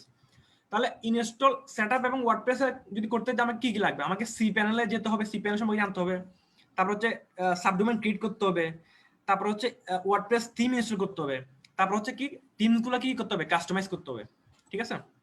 তাহলে আমরা সি প্যানেল সম্পর্কে জানলাম, আমরা সাবডোমেন সম্পর্কে জানলাম, তারপর হচ্ছে আমাদের বাকি হচ্ছে ইনস্টল আর কাস্টমাইজের জিনিসটা বাকি, আমরা সেটা দেখব। এখানে যে ছবিটা দেখা যাচ্ছে সি প্যানেল দ্বারা, এটা হচ্ছে সি প্যানেল একটা ইউজার ইন্টারফেস। সি প্যানেল দ্বারা আমরা বলছিলাম সি প্যানেলটা হচ্ছে একটা গ্রাফিক্যাল ইউজার ইন্টারফেস, যেটা হচ্ছে আমাকে আমার ওয়েবসাইট ক্রিয়েট করা, সাবডোমেন ক্রিয়েট করা, এই ধরনের যাবতীয় কাজগুলো কি করে থাকে, কন্ট্রোল করে থাকে, মানে কন্ট্রোল প্যানেল পুরোটা, ঠিক আছে? তো আমি যে বললাম আমরা যে dmarketingwizard.com যে ওয়েবসাইটটা আমরা পারচেজ করছি, আমরা পারচেজ করার পরে ওরা কি করছে, আমাকে ওদের নিজস্ব একটা ইউজার আইডি এবং একটা পাসওয়ার্ড আমাদেরকে দিয়ে দিছে। আমি ঠিক সেম ওদের নিজস্ব ইউজার আইডি এবং পাসওয়ার্ড দিয়েই কি করি, লগ ইন করি, ঠিক আছে? ওরা আমাকে একটা আইপি অ্যাড্রেস দিচ্ছে সি প্যানেলের, ওই আইপি অ্যাড্রেসে অর্থাৎ ইউআরএল, ওই ইউআরএল আমি ক্লিক করার পর ওরা আমাকে সি প্যানেল নিয়ে গেছে, দেন আমি আমার ইউজার আইডি এবং পাসওয়ার্ড দেওয়ার পর আমার কি করছি, লগ ইন করছি, ঠিক আছে? তাহলে username and password will be given by your domain and hosting provider company. যাদের কাছ থেকে আমরা ডোমেইন আর হোস্টিং কিনবো এরাই আমাদেরকে কি দিবে, ইউজার আইডি এবং পাসওয়ার্ড দিবে সি প্যানেলের, ঠিক আছে? তো আমি যদি এটা একটু প্র্যাকটিক্যালি দেখাই,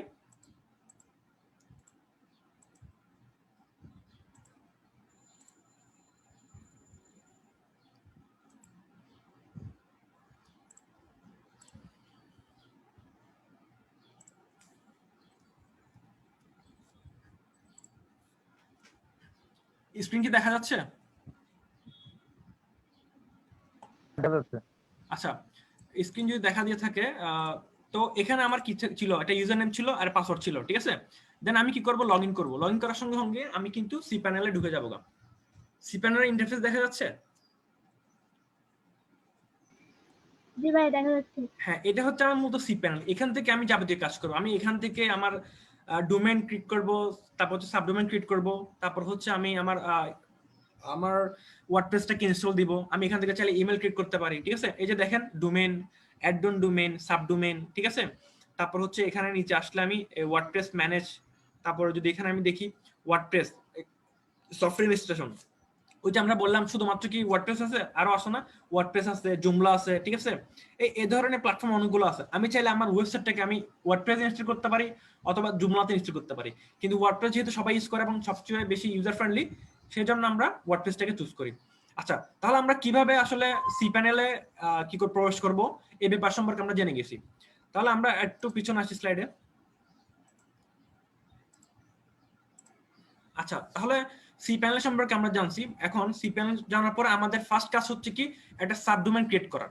কারণ হচ্ছে আমরা তো অলরেডি ডোমেন পারচেজ করে ফেলছি, আমরা দেখাইলাম ডায়নাহোস্টে কিভাবে আমরা একটা ডোমেন আছে কিনা, অ্যাভেলেবল আছে কিনা দেখবো। দেখার পর আমরা ওখান থেকে ওদের সাথে ওই প্রসিডিউরগুলো ফলো করে ডোমেন কিনবো।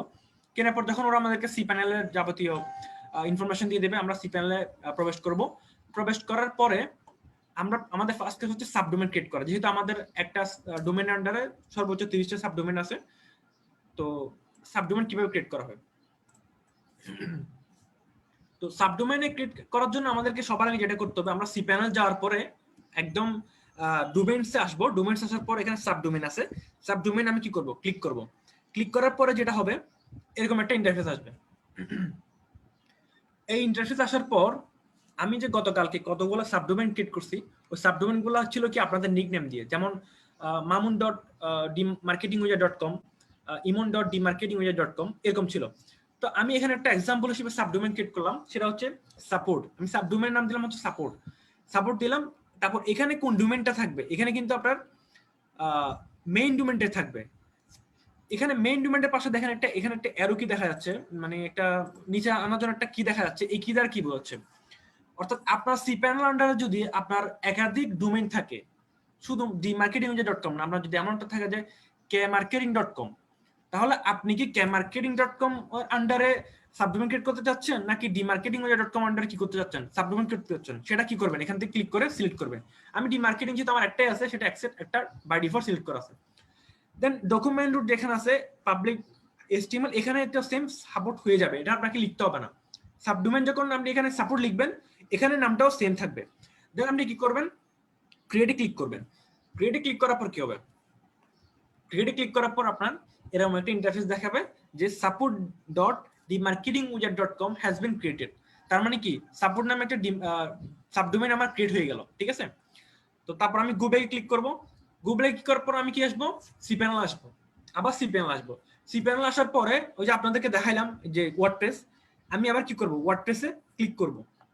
ওয়ার্ডপ্রেসে ক্লিক করার পর আমার এরকম একটা অপশন আসবে, এই ইন্টারফেসটা চলে আসবে। এই ইন্টারফেসটা যখন চলে আসবে, আমি সরাসরি এখানে ইনস্টল নাওতে ক্লিক করব। কারণ হচ্ছে আমার ওই ওয়েবসাইটটা সাবডোমেইন আন্ডার আমি ওয়ার্ডপ্রেসটাকে ইনস্টল দিতে চাচ্ছি। ইনস্টলে ক্লিক করব। ইনস্টলে ক্লিক করার পর আমার এরকম একটা অপশন আসবে, এরকম একটা ইন্টারফেস আসবে, যে ইন্টারফেসে প্রথমে দেখা যাচ্ছে choose the version you want to install. আমার এটা লেটেস্ট একটা ওয়ার্ডপ্রেস ভার্সন 5.5.1 দেয়া আছে, ঠিক আছে। তারপর এখানে আমার মেইন ডোমেইন, যেটা মেইন ডোমেইনটা অলরেডি বাই ডিফল্ট সিলেক্ট করা আছে dmarketingwizard.com, কিন্তু আমি চাচ্ছি ইনস্টল দিব হচ্ছে support.dmarketingwizard.com এ। সেজন্য আমি দেখেন নিচে দিয়ে এখানে support.dmarketingwizard.com কি করছি, সিলেক্ট করছি, ঠিক আছে। পাশাপাশি আমাদেরকে যেটা করতে হবে, এখানে যে ডিরেক্টরিতে WP লেখা আছে, ওই WP লেখাটাকে আমার কি করতে হবে, মুছে দিতে হবে। এটা কেন মুছে দিতে হবে এটা আমরা পরে বলবো। আচ্ছা, এত কিছু করার পরে আমরা কি করব, এর নিচের অংশ হচ্ছে এটা, নিচের অংশতে থাকবে সাইট নেম, আপনার সাইট ওয়েবসাইট নাম আপনি কি দিতে যাচ্ছেন। যেমন কি আমরা dmarketingwizard.com হচ্ছে আমাদের ওয়েবসাইটের ডোমেইন, কিন্তু আমরা যখন এটা নাম দিয়ে সার্চ করি, যখন আমরা এখানে ইউআরএল এ এন্টার করি, এন্টার করার পর কিন্তু আমাদেরকে শুরুতেই আমাদের ইন্টারফেসে দেখা হচ্ছে ডিজিটাল মার্কেটিং উইজার্ড এই নামটা লেখায়। তো সেই ক্ষেত্রে আমরা এই মাই ব্লগারটা রিমুভ করে এখানে লিখবো কি dmarketingwizard.com। যেমন কি আপনাদের সাবডোমেইন গুলোতে আপনারা দেখছেন হচ্ছে কি আব্দুল্লাহ আল মামুন বা ইমন দেবনাথ বা আপনার নিজস্ব সিঙ্গেল যে নাম, ওই নামটা ছিল। আর সাইট ডেসক্রিপশন, আপনার ওয়েবসাইটটা কি নিয়ে তৈরি, এটা কি পার্সোনাল ওয়েবসাইট, ফ্রুটফুলিও, নাকি এটা বিজনেস ওয়েবসাইট, নাকি কমার্শিয়াল কোনো কিছু, ওই ধরনের এটা লিখে দিবেন। এখানে আমি লিখলাম হচ্ছে ডিজিটাল মার্কেটিং কনসালটেন্সি, ঠিক আছে, লিখে দিলাম। লিখে দেওয়ার পরে সবকিছু এখানে ঠিক আছে। এখানে ইনস্টলেশন ইউআরএল যেটা আছে HTTPS, ঠিক আছে, এটা সম্পর্কে আমি যখন প্র্যাকটিক্যালি একটু পর দেখাবো তখন বলবো এটা এটা কেন আমরা সিলেকশন করব না করব, ঠিক আছে। আচ্ছা, এতটুকুতে কি কোনো প্রশ্ন আছে? বুঝতেছেন এমন কিছু আছে? ওই যে সাবডোমেনে যে হচ্ছে ইউজার নেম আর পাসওয়ার্ড এগুলো কেমনে ওগুলো মানে সেট করার ওয়ে কি ছিল? ওইটা তো আমরা তো আস্তে দিবেন, আমি আসতেছি। আগে এগুলা বুঝছেন কিনা বলেন না, এগুলো হচ্ছে স্টার্টিং এ, আচ্ছা, হ্যাঁ বুঝছেন? হ্যাঁ আমি যে এখানে বললাম প্রথমে এখান থেকে WP টা মুছলাম, তারপর হচ্ছে আমি এখান থেকে যে সাপোর্ট ডট ডিমার্কেটিং ওইটা সিলেক্ট করলাম, ঠিক আছে। তারপর এটা করার পর আমি এখান থেকে সাইট ডেসক্রিপশনে আমার এখানে সাইটের নাম লিখলাম এবং সাইট ডেসক্রিপশন দিলাম। এগুলো বোঝা গেছে? এগুলো সবকিছু কি বুঝছেন?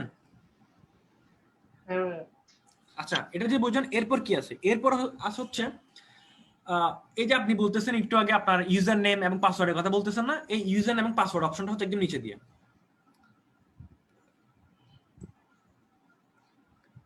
দেখেন এখানে সাপোর্ট DM930 এটা হচ্ছে ইউজার নেম। আমি এখন ইউজার নামটা এইভাবে সিলেক্ট করছি, সাপোর্ট DM930, তারপর হচ্ছে অ্যাডমিন পাসওয়ার্ড। এখন আপনি যেই পাসওয়ার্ডটা এখানে দিবেন সেটা আপনার পাসওয়ার্ড হবে। তারপর হচ্ছে দেখেন অ্যাডমিন ইমেল, আপনি যে একটা সাবডোমেন ক্রিয়েট করতেছেন, সাবডোমেনের আন্ডার একটা বাই ডিফল্ট একটা ইমেল ক্রিয়েট হয়ে যাবে, সেই ইমেলটা এখানে দেখাচ্ছে। তো আমাদের কাজ কি এখানে এটা কপি করে এর নিচে এসে এটা কি করা, পেস্ট করা। এখানে পেস্ট করে দেব। এখানে ইমেল ইনস্টলেশন ডিটেইলস টু যে অপশনটা আছে খালি বক্স, ওই খালি বক্সে এটা আমি কি করে দেব, কপি এন্ড পেস্ট করে দেব এই সেম ইমেলটা।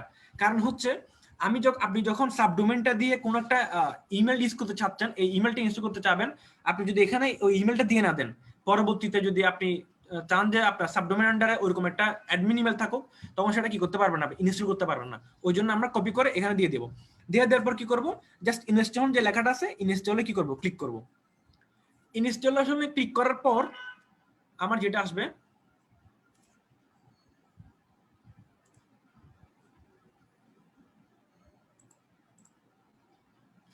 ক্লিক করার পর আমার এই অপশনটা আসবে। ইনস্টল হয়ে যাওয়ার পরে আমার সরাসরি এই অপশনটা চলে আসবে। এই অপশনটা এসে প্রথমে যে ইউআরএলটা দেখাচ্ছে সেই ইউআরএলটা হচ্ছে আমার সাবডোমেনের ইউআরএল, অর্থাৎ আমি যে সাবডোমেনটা ক্রিয়েট করছি, যে support.demarketinguser.com, আমার একটা ওয়েবসাইট ক্রিয়েট হয়ে গেছে। এবং নিচে যেটা অ্যাডমিনিস্ট্রেটিভ ইউআরএল দেখাচ্ছে, ওই অ্যাডমিনিস্ট্রেটিভ ইউআরএল হচ্ছে এখানে আমি আমার ইউআরএলটা দিয়ে স্ল্যাশ দিয়ে WP-admin এটা লেখার পরই কি হবে, আমাকে সরাসরি আমার ইমেলে আমার ওয়েবসাইটের কন্ট্রোল প্যানেলে নিয়ে যাবে, ঠিক আছে। না, এখন আমি আপনাদেরকে এতটুকু পর্যন্ত যদি আপনারা বুঝেন, আমি সরাসরি প্র্যাকটিক্যাল জিনিসটা দেখাতে চাচ্ছি। আপনারা কি বুঝছেন? মানে এখন যা বলছি এগুলা কি আপনি বুঝছেন কিনা?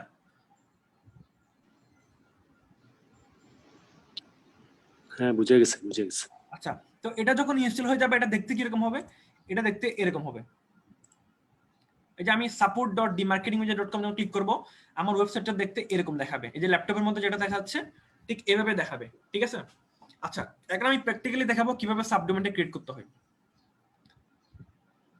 আচ্ছা, সাবডোমেনটা ক্রিয়েট করতে হলে আমাকে সেম আগে ওই যে আমরা একটু আগে যে আমরা পাইলাম, আমাদের ইউজার আইডি এবং পাসওয়ার্ড দিলাম, ইউজার এবং পাসওয়ার্ড দিয়ে আমরা এখানে প্রবেশ করবো। আচ্ছা, এটা হচ্ছে পরে, আমরা এখন চলে যাবো সরাসরি কিভাবে সাবডোমেন ক্রিয়েট করে।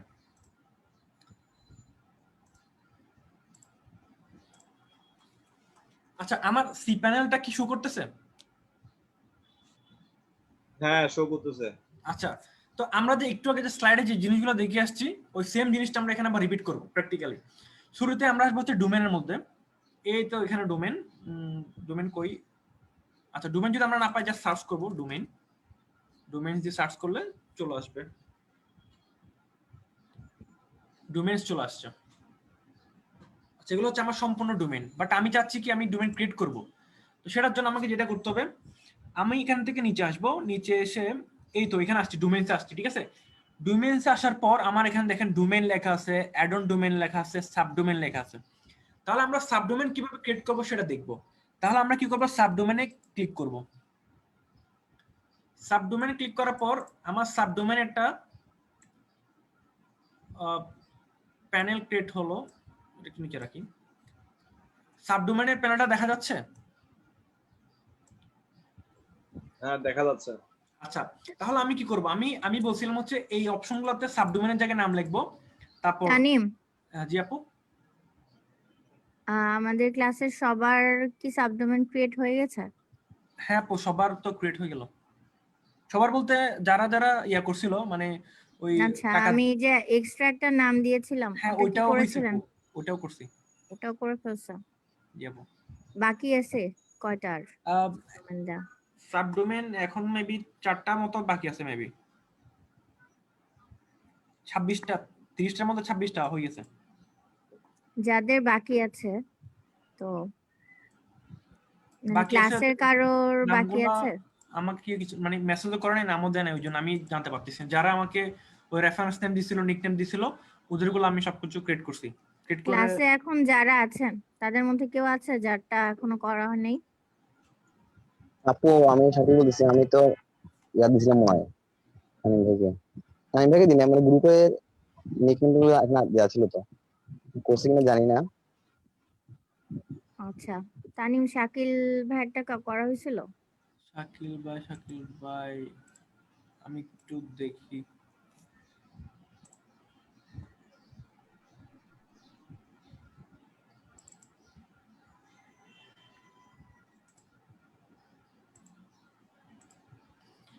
আপু এখানে যেগুলো দেখা যাচ্ছে, আমি প্রত্যেকটা মানে এগুলা কি করছি, ক্রিয়েট করছি আর কি। মানে যারা আমাকে বিকাশ দিছিল এবং বিকাশের পাশাপাশি আমাকে রেফারেন্সের নেম দিছিল, যে নেম দিয়ে আমি ওয়েবসাইট ক্রিয়েট করব, এখানে যারা দিছিল আমি সবারগুলো করছি। এখানে মনে হয় শাকিল ভাই নাই। তাহলে শাকিল ভাইয়ের নাম দিয়ে করেন। আচ্ছা ঠিক আছে, আমি করতেছি। আর শাকিল ভাই আপনি হচ্ছে তানিমকে বিকাশ পেমেন্ট করে দিবেন কত দিতে হবে আপু? 100। আচ্ছা ঠিক আছে।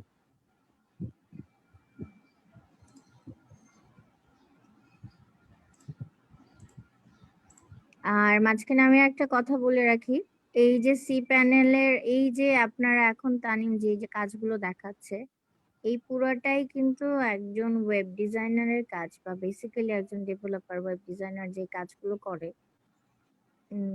সেইটার একটা শর্ট ভার্সন তানিম দেখাচ্ছে। তো এখান থেকে আপনাদের যদি কিছু মিস হয়, বুঝতে সমস্যা হয়, প্যানিক হওয়ার কিছু নাই। Cause as a digital marketer আমাদের আসলে এই কাজগুলো ক্লায়েন্টের পারপাস থেকে যদি বলি, আমাদের করতে হয় না।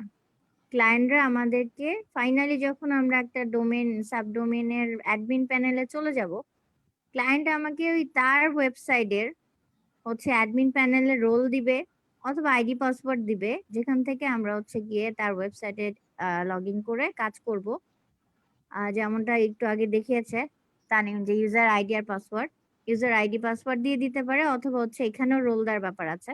তো এই রোল দিয়ে দিবে, দেন আমরা এখান থেকে হচ্ছে বাকি আমাদের যত ওয়েবসাইটের সাথে ইন্টিগ্রেশনের কাজ, আমাদের ডিজিটাল মার্কেটিয়ারদের যে কাজগুলো আছে সেগুলো আমরা করব। তো আপনারা জাস্ট বেসিক একটা আইডিয়া দিচ্ছে তানিম, এবং বেসিক আইডিয়াটা জেনে নেন যে এইভাবে আসলে কাজগুলো হয়। হ্যাঁ, আর এর থেকে বেশি মাথায় টেনশন বা প্যানিক হওয়ার কিছু নাই, কারণ আলটিমেটলি আমাদের এই কাজগুলো করা লাগে না। আমাদের কাজগুলো যাই এসইও রিলেটেড কাজ হয়ে যায়।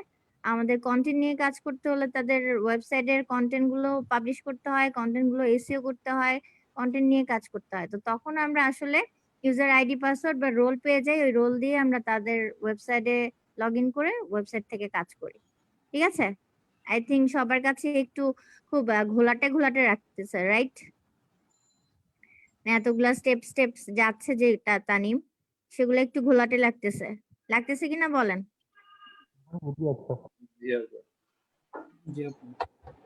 তো এইটা নিয়ে আসলে টেনশন করার কিছু নাই, আপনার বেসিক আইডিয়াটা নিয়ে নেন খালি। তানিম স্লাইডও দিয়ে দিবে আর লাইভটাও হচ্ছে, ক্লাসটাও থাকছে। সো বেসিক আইডিয়াটা দিয়ে আস্তে ধীরে বোঝার দরকার হলে আস্তে ধীরে পরবর্তীতে দেখে দেখে বুঝেন। তানিম সাবডোমেন ক্রিয়েট করে যখন ফাইনালি আমাদের একটা সাবডোমেনের অ্যাডমিন প্যানেলে যাবে, তখন থেকে আমি স্টার্ট করব।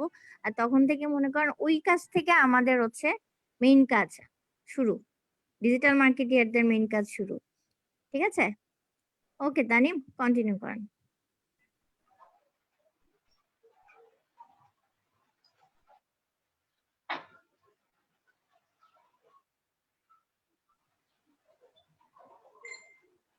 কি হলো, তানিম চলে গেছে নাকি? আর ক্লাসের পার্টিসিপেন্ট কি অবস্থা? 14 জন কেন? আর মাত্র 14 জন। মানে হ্যাঁ, এটা কেন? 22 জন ছিল তো, 22 জন ছিল।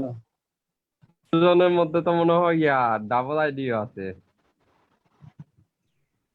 ডাবল করে আইডি চলে আছে। গেলেন। 14 জনের মধ্যে 9-10 দেখলাম। জন থাকছে। আর আমি যে গ্রুপে ঢুকলাম অমনি দেখলাম মানুষজন এসে পড়ছে, এখন আবার হুট করে কই গেল। এখন আবার 17 জন হয়ে গেল। আচ্ছা, এখন বজ্রপাত একটা হয়েছে তো, হয়তো আমারও টাইম হয়ে গেছে। হয়তো নেট চলে গেছে অনেকজনের।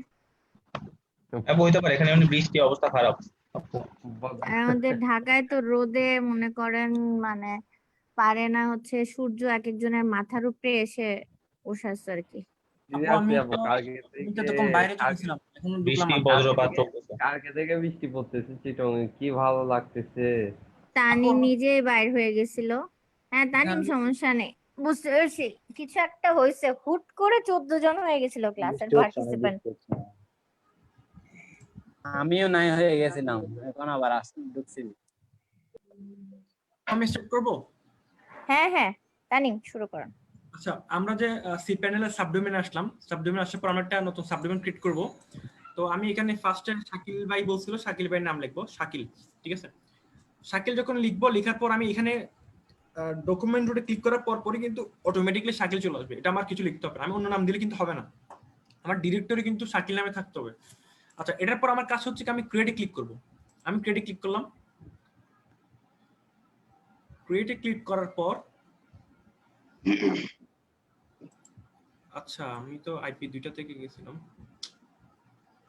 সমস্যা।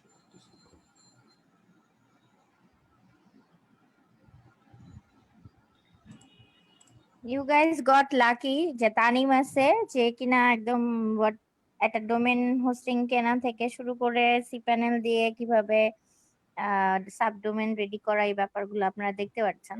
ইভেন আমি নিজেও এই ব্যাপারগুলো নিয়ে ক্লিয়ার না। যেটা পাবো সেটা কি হোস্টিং না হোস্টিং? সাবডোমেন পাচ্ছেন আপনারা, ডোমেন তো নিয়ে নেওয়া হয়েছে, মেইন ডোমেন যেটা নিয়ে এত। হ্যাঁ, একটা মেইন ডোমেন থাকে ভাইয়া। হ্যাঁ, একটা ডোমেন কিনে নিতে হয় যে কোনো প্রোভাইডারের কাছ থেকে। ওই ডোমেন থেকে দেন আস্তে আস্তে হচ্ছে আরো সাবডোমেন ক্রিয়েট করা যায়। তো আমরা সবাই যেটা পাইছি সেটা হচ্ছে সাবডোমেন, বাট মেইন ডোমেন হচ্ছে এখন তানিম কিনেছে, তো তানিমের কাছে। এই যে প্রথমে দেখেছে না যে একটা ইমেল আইডি এন্ড পাসওয়ার্ড ওরা প্রোভাইড করে, সেটা দিয়ে লগ ইন করে, এটা হচ্ছে একদম তানিম হচ্ছে বস। এখন আমি একটু হায়ারার্কিটা বুঝাই। তানিম হচ্ছে কোম্পানির সিইও, আর আমরা বাকিরা এক একজন হচ্ছে এক একটা ডিপার্টমেন্টের এক্সিকিউটিভ পজিশনে আছি। হ্যাঁ, এবং তানিম আমাদেরকে সবাইকে হচ্ছে এক একটা পজিশনে এক একটা করে আইডি পাসওয়ার্ড দিয়ে দিছে, সেটা দিয়ে হচ্ছে আমরা ওই মেইন ডোমেনটারই সাব ডোমেন, দুইটা কিন্তু একই জিনিস। মেইন ডোমেনে যেরকম অ্যাডমিন প্যানেল থাকে, যা থাকে ওয়েবসাইটের, সাব ডোমেন গুলোতেও সেম থাকে। আমরা সব কাজই করতে পারবো যার যার সাব ডোমেন নিয়ে। ঠিক আছে ভাইয়া? আচ্ছা, আর এখানে ডোমেন বা সাবডোমেন এগুলোর কোনো এক্সপায়ারি ডেট থাকে না? অবশ্যই থাকে। আপনি ডোমেন যতদিন নেবেন সেটা ডিউরেশন থাকে, সেটা একটা স্পেস, যেটা তানিম বলছিল, একটা স্পেস থাকে। আমাদের মোবাইলে যেরকম আমরা 4GB 8GB এরকম করে র্যাম নেই, এরকম ডোমেনেরও হচ্ছে 1GB 2GB এরকম করে থাকে, এবং ডিউরেশনটা 1 বছর 2 বছর এরকম করে থাকে। দেন আপনি একবার কিনে নিলে আফটার দ্যাট এটা রিনিউ করে নিতে হয়। ধরেন আপনি 1 বছরের কিনছেন, 1 বছর শেষ হয়ে গেলে আপনাকে আবার যেই অ্যামাউন্টটা দিয়ে কিনছেন, ডোমেন তো কিনে নিতে হয়, ওই অ্যামাউন্টটা দিয়ে রিনিউ করে নিতে হয়। রিনিউ করে নিলেই হয়, এবং এটাই করে নরমালি হচ্ছে ওয়ার্ডপ্রেসের যারা এই সার্ভিস প্রোভাইডার আছে, যারা ডোমেন প্রোভাইডার আছে, তারা হচ্ছে এরকম করে 1 বছর 2 বছরের জন্য দেয়। এবং সবাই যারা ওয়েবসাইট করে, ওয়েবসাইটে তানি মনে হয় এই একটা জিনিস আবার একটু বলেন নাই, এক ধরনের ওয়েবসাইট কিন্তু পুরাটা কোডিং, ওই যে দেখেন না যারা কোডিং শিখে, প্রোগ্রামিং ল্যাঙ্গুয়েজ শিখে, একদম কোডিং দিয়ে দিয়ে দিয়ে দিয়ে হচ্ছে গিয়ে একটা ওয়েবসাইট ক্রিয়েট করে। আর ওয়ার্ডপ্রেস যেটা সেটাকে বলে হচ্ছে সিএমএস। তো এরা হচ্ছে ওয়ার্ডপ্রেস বা ওয়ার্ডপ্রেসের মতো যে আরো যে কয়েকটা সাইট দেখিয়েছে তানিম একটু আগে, দেখালো যে নিচে আরো অনেকগুলো থাকে, ওনাদের কাছ থেকেও আমরা নিতে পারি। তো এরা হচ্ছে সিএমএস প্রোভাইডার, এরা হচ্ছে কাস্টমাইজ, বুঝছেন? এটা হচ্ছে কাস্টমাইজ, যেটাতে কোডিং টোডিং সবকিছু করে এই ওয়েবসাইটটা ক্রিয়েটই করা থাকে। এবং বিভিন্ন জন বিভিন্ন যার যার নামে ওটা কিনে নেয়, কিনে নিয়ে সে তার ওয়েবসাইটটা তার মতো করে সাজিয়ে দেয়। এবং এইটাই তানিমের একটা স্লাইডে ছিল যে একটা পুরোপুরি নিজেরা ক্রিয়েট করবেন, কি জানি তানিম HTML কোড বোধ হয়, হ্যাঁ কোডিং করে যেটা থাকে ওই ওয়েবসাইট গুলো। আর এটা হচ্ছে একদম রেডিমেড ওয়েবসাইট, সোজা ভাষায় বললে ওয়ার্ডপ্রেস ওআরজি আর wordpress.com যেটা না না ওয়ার্ডজি আর wordpress.com ওই ওয়ার্ডপ্রেসেরই দুইটা পোর্শন বলছে ও, সেটা না। একটা তো পুরো কোডিং দিয়ে ডেভেলপাররা যে বসে বসে কোড করতে করতে একটা রেডি এটা করে পুরো। HTML এর মাধ্যমে তো করা যায়। হ্যাঁ হ্যাঁ ওইটাই বলছি যে HTML CSS আছে, PHP আছে, জাভাস্ক্রিপ্ট। আমি PHP একটা কোড দেখাইছিলাম।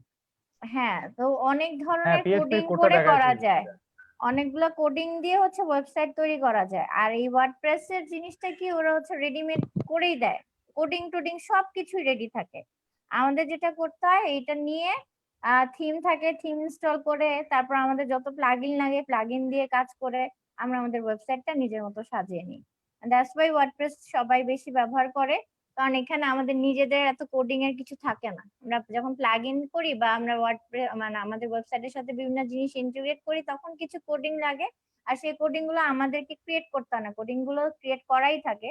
আপনারা দেখছেন যে ফেসবুকে পিক্সেল বলি বা ইউটিউবের একটা বলছি, এই যে ইউটিউবে সেদিন যে গুগল সাইটে একটা কোড নিয়ে এসে বসালাম, ওই যে ভিডিওর কোড ছিল, এরকম কোড সব জায়গাতে রেডি থাকে। আমরা খালি কোড গুলো নিয়ে এসে এসে এই ওয়ার্ডপ্রেসে যখন অ্যাডমিন প্যানেলে যাব তখন দেখবো যে ওই কোডগুলো বিভিন্ন সময় বিভিন্ন জায়গায় জাস্ট আমাদেরকে প্লেস করে দিয়ে সেভ করে দিলেই ওটা হয়ে যায়।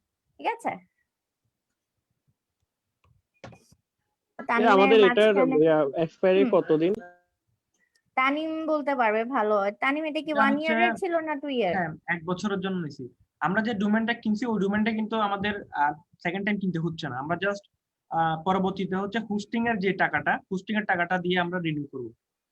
আচ্ছা আচ্ছা। আর এটার কি ছিল বলে, সাবডোমেন গুলো কি 1 ইয়ার পর্যন্ত ইউজ করতে পারবো আমরা নাকি ওটা 6 হ্যাঁ মাস? ওইগুলা, এটা পুরোটাই হচ্ছে আমাদের ওয়েবসাইটে যতদিন মেয়াদ থাকবে ওই হোস্টিং এর আচ্ছা আচ্ছা সাবডোমেনও সেম থাকবে। আচ্ছা ঠিক আছে তানিম, আপনি কন্টিনিউ করেন, আমি না হয় আচ্ছা। মাঝখান দিয়ে একটু বলে আপনার ফ্লো নষ্ট করছি মেবি। আচ্ছা আমরা যে সাবডোমেনে আসলাম, সাবডোমেনে আসার পর যে আমরা বললাম যে সাবডোমেন ক্রিয়েট করব, আমরা নাম দিয়ে ক্রিয়েট করব। গতকালকে আমরা অনেকগুলো সাবডোমেন ক্রিয়েট করছি। তো এখানে আমি যে বললাম এখানে একটা ডোমেনের অপশন আছে, এখানে একটা ক্লিক করা অপশন আছে, ঠিক আছে? তো এই ক্লিক করা অপশনটা দেখাচ্ছে কি, আমি এটা হচ্ছে আমার মেইন ডোমেন, আমি মেইন ডোমেন, ঠিক আছে? আমার যদি আরো আমার এই সিপিএল যদি আরো অন্য কোনো মেইন ডোমেন থাকে, সেক্ষেত্রে আমি ওই ডোমেন আন্ডারে যদি কোনো সাবডোমেন ক্রিয়েট করতে চাই সেখানে কি করবো, এখান থেকে ক্লিক করে সিলেক্ট করব। কিন্তু এখানে যে বাকি নামগুলো দেখাচ্ছে এগুলো কিন্তু মেইন ডোমেন না, এগুলো কিন্তু প্রত্যেকটা সাবডোমেন। তাহলে আমি সাবডোমেন আন্ডারে সাবডোমেন ক্রিয়েট করতে চাচ্ছি না, আমি চাচ্ছি মেইন ডোমেন আন্ডারে সাবডোমেন ক্রিয়েট করতে। সেজন্য আমি মেইন ডোমেনটা সিলেক্ট করে রাখছি, তারপর সাবডোমেন নাম দিলাম। সাবডোমেনের নামটা লিখলে কিন্তু আমার এখানে ওটা অটোমেটিকলি লেখাটা চলে আসে, এটা আমার নতুন করে লিখতে হয় না। শাকিল, তো এটা বরাবর চলে আসছে শাকিল। আমার কাজ হচ্ছে কি, আমি ক্রিয়েট করব, ক্লিক দিব। ক্লিক করার পর আমার চলে আসছে, এখানে লেখা হচ্ছে কি shakil.dmarketingwizard.com has been created। তাহলে শাকিল নামের একটা আমার সাবডোমেন ক্রিয়েট হয়ে গেছে dmarketingwizard.com এর আন্ডারে। আমি গো ব্যাক দিব। তো গো ব্যাক দেওয়ার পরে আমি সরাসরি সি প্যানেলে চলে যাবো, সি প্যানেলের ইউজার ইন্টারফেসে চলে যাবো। চলে যাওয়ার পরে আমার কাছে হচ্ছে আমি ওয়ার্ডপ্রেসটাকে ইনস্টল করব শাকিলের আন্ডারে। তাহলে আমি একটু নিচে নামি, নিচে নামার পর একদম নিচে দিয়ে আসে হচ্ছে আমার সফটওয়্যার পরে হচ্ছে এই তো এখানে অ্যাপস ইনস্টলার, অর্থাৎ আমি ওয়ার্ডপ্রেসটাকে ইনস্টল করতে চাচ্ছি। এখানে স্ক্রিপ্ট যে অপশন আছে, স্ক্রিপ্টের মধ্যে ওয়ার্ডপ্রেস যেটা আছে আমি এখানে ওয়ার্ডপ্রেসকে ক্লিক করব।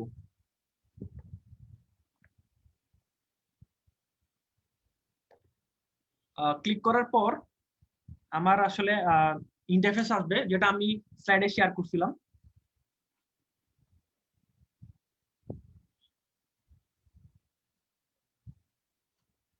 হ্যাঁ এই ইন্টারফেসটা কিন্তু আমরা দেখছি, এটা আমাদের সাথে পরিচিত। আমরা এটা দেখাইছিলাম, দেখানোর পর বলছিলাম হচ্ছে কি আমরা ক্লিক করব কোথায়, ইনস্টল নাওতে। এই ইনস্টল নাওতে আমরা ক্লিক করব বলছিলাম। তাহলে আমরা যখন আমাদের ওয়ার্ডপ্রেসে ক্লিক করলাম, ক্লিক করার পর আমাদের এই ইন্টারফেসটা আসছে। এখান থেকে আমি ওয়ার্ডপ্রেসটাকে ইনস্টল করব। ওয়ার্ডপ্রেসের বিভিন্ন ভার্সন দেখাচ্ছে এখানে 5.5.1, 5.4.2, মানে প্রথম থেকে শেষের দিকে যেগুলো আছে সবগুলো হচ্ছে মানে ওল্ড ভার্সন। আর এটা রিলিজ ডেট হচ্ছে 1 তারিখ নভেম্বর 2020। এটা এই 5.1 যেটা এটা রিলিজ হয়েছে। আচ্ছা, আমি এখন কি করব, আমি এখানে ইনস্টল নাওতে ক্লিক করব। ইনস্টল নাওতে যখন আমি ক্লিক করব, ক্লিক করার পর এই ইন্টারফেসটা চলে আসছে। আমি এই ইন্টারফেসটাও কিন্তু দেখাচ্ছিলাম স্লাইডের মধ্যে। তো এখানে উপরে যেটা দেখা যাচ্ছে এটা হচ্ছে ভার্সন। আমার ওয়ার্ডপ্রেসের যে ভার্সনটা আমি ইনস্টল করতে চাচ্ছি সেই ইনস্টলটা সবার আগে 5.1 যেটা আছে এটা হচ্ছে লেটেস্ট। তো আমি আরেকটা কথা বলছিলাম, আমি যেই সাবডোমেনটা ক্রিয়েট করতে চাচ্ছি সেই সাবডোমেনটা যে ক্রিয়েট করলাম সেটা এখান থেকে সিলেক্ট করব। ক্লিক করার পর এখানে অনেকগুলো সাবডোমেন দেখাচ্ছে না, শাপলা, সৈকত, কই শাপলা আছে, সৈকত, রবিউল, আয়ন, রিপা, অনেকগুলো আছে। কিন্তু আমি একটু আগে কোনটা খুললাম, শাকিলকে খুললাম, তাহলে এই তো এখানে শাকিল। আমি শাকিলকে কি করব, ক্লিক করব। ক্লিক করার পরে এখানে যে বললাম HTTPS, এই HTTPS যেটা আমরা সবাই দেখি হচ্ছে ইউআরএল আগে, যখন আমি ওয়েবসাইটের নাম লিখি তখন আমার HTTP বা HTTP/ বা www এগুলো থাকে। এখন আমার যদি ইচ্ছা হয় আমি এখান থেকে শুধু HTTP টা সিলেক্ট করব, অথবা আমি HTTPS টা সিলেক্ট করব, অথবা https/www.com টা সিলেক্ট করব। অর্থাৎ যেটা সিলেক্ট করি আমি যখন ওয়েবসাইটে ঢুকবো তখন আমার ইউআরএল এ এই জিনিসটা শো করবে একদম শুরুতে। আমি HTTPS টা দিচ্ছি। তারপর বলছিলাম হচ্ছে WP। এই WP টাকে আমি এখান থেকে রিমুভ করে দিব। কারণ হচ্ছে WP এটা মুছে দেওয়ার কারণ হচ্ছে আমি যখন একটা ওয়েবসাইটে এন্টার করব, করার পরে আমি চাচ্ছি শুধু shakil.demarketingwizard.com টা থাকবে, এরপরে স্ল্যাশ দিয়ে WP নামে কোনো ডিরেক্টরি ক্রিয়েট হবে না। সেজন্য আমি WP টা মুছে দিচ্ছি। আমি যদি এখানে WP টা দিতাম তাহলে আমার ওয়েবসাইটটা হতো এরকম shakil.demarketingwizard.com/WP, তাহলে এক্সট্রা একটা ওয়ার্ড চলে আসছে WP, তাহলে আমার এটা দরকার নাই, আমি ওই ডিরেক্টরিটা রাখবো না, ওই জন্য মুছে দিব। মুছে দেওয়ার পর সাইটের নেম, এখন শাকিলের যে নাম, আমি শাকিলের নাম তো আমি জানি না, বাট ফুল নেম দিতে পারে অথবা নর্মাল নাম দিতে পারে, আমি শাকিল দিলাম। তো এখন আমার এই ওয়েবসাইটটা কোন পারপাস, এটাকে আমি ব্লগ ওয়েবসাইট বানাচ্ছি নাকি পার্সোনাল বানাচ্ছি নাকি পোর্টফোলিও বানাচ্ছি। আমি যদি দিই পার্সোনাল ওয়েবসাইট লিখতে পারি, আপনাদের গুলো দেখবেন হচ্ছে আপনারা এরকম আছে, ওয়েলকাম টু মাই ওয়েবসাইট, এরকম আছে। ডিপেন্ড করছে আপনার উপর, আপনারা চাইলে নামটা চেঞ্জ করতে পারবেন। আর আমি গতকালকে একজনের নাম এখানে ভুল করছিলাম, মানে এই জায়গায় ফুল নেম দিতে গিয়ে, এখানে ফুল নেম দিতে গিয়ে আমি একজন নাম ভুল করছি। আমি ওনাকে বলছি হচ্ছে এটা আপনি নিজেও চাইলে ঠিক করতে পারবেন আজকে ক্লাসটা করলে। আচ্ছা, তো এটা দিলাম আমি, থাক এটা ওয়েলকাম টু মাই ওয়েবসাইট থাকার পরে এখানে আসতেছে admin and user name, admin এবং ইউজার নেম। এখানে অ্যাডমিনের এটা হচ্ছে বাই ডিফল্ট দেয়া আছে। এখন আমাকে এখান থেকে নামগুলো ঠিক করতে হবে, আমার ইউজার নামটা দিতে হবে। আমি যদি দিলাম শাকিল, আমি সবাইকে কিন্তু 9:30 দিছি, কারণ হচ্ছে আমাদের ব্যাচটা 9:30 ব্যাচ। আর পাসওয়ার্ডে গিয়ে আমি মানে ইচ্ছা মতো পাসওয়ার্ড দেবো, যেটা মানে একদম স্ট্রং একটা পাসওয়ার্ডের মতো। আমি এখন পাসওয়ার্ডটা আমি দেখাচ্ছি না, পাসওয়ার্ডটা দিয়ে দিই, দেন নাম্বার স্ক্রিনটা করবো, স্ক্রিনটা অফ করবো কিভাবে।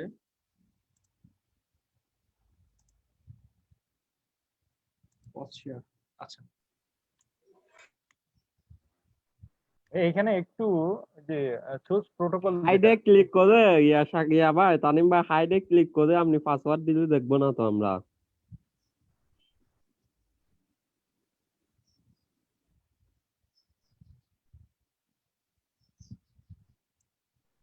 দেখা যাচ্ছে এখন স্ক্রিন কি দেখা যাচ্ছে? না ভাইয়া, আমার এখানে দেখা যাচ্ছে না, অবশ্যই আমরা এটা দিতে দিচ্ছি হয়তো, ওই জন্য দেখা যাচ্ছে।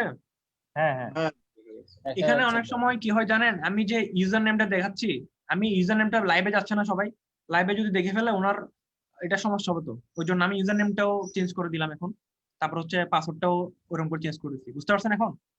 আচ্ছা, এরপর যেটা করব, আমরা কি করব, এখান থেকে যে নতুন একটা ইমেল ক্রিয়েট হলো অ্যাডমিন ইমেলটা কপি করব।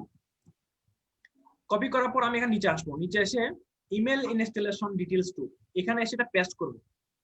কারণ হচ্ছে আমি যখন আমার ওয়েবসাইটটা ক্রিয়েট করার পর আমার ওয়েবসাইটে যদি একটা আমি অ্যাডমিন ইমেল দিই, ওই অ্যাডমিন ইমেল যদি আমরা ক্রিয়েট করতে চাই সেটাও কিন্তু আমাকে সি প্যানেল থেকে ক্রিয়েট করতে হবে।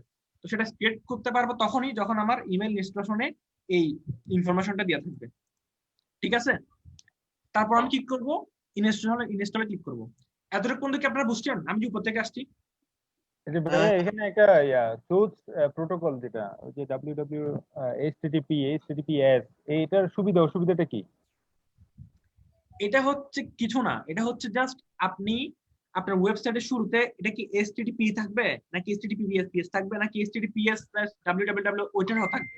আপনি আপনার ওয়েবসাইটটাকে কি ওইভাবে দেখতে চাচ্ছেন নাকি এইভাবে দেখতে চাচ্ছেন, ডিপেন্ড করে আপনার উপর। ওটা হচ্ছে HTTP মানে হচ্ছে হাইপার টেক্সট ট্রান্সফার প্রোটোকল, আর কিছু না। না এটা তো বুঝলাম যে HTTPS এর পর স্ল্যাশ আছে, স্ল্যাশের পর এই যে www ডট এটা আর এটা কি। দিতেও পারেন নাও দিতে পারেন। আপনি যদি www ডটটা নাও দেন, আপনার ওয়েবসাইটটা www.com আন্ডারে থাকবে, দিলেও থাকবে না দিলেও থাকবে।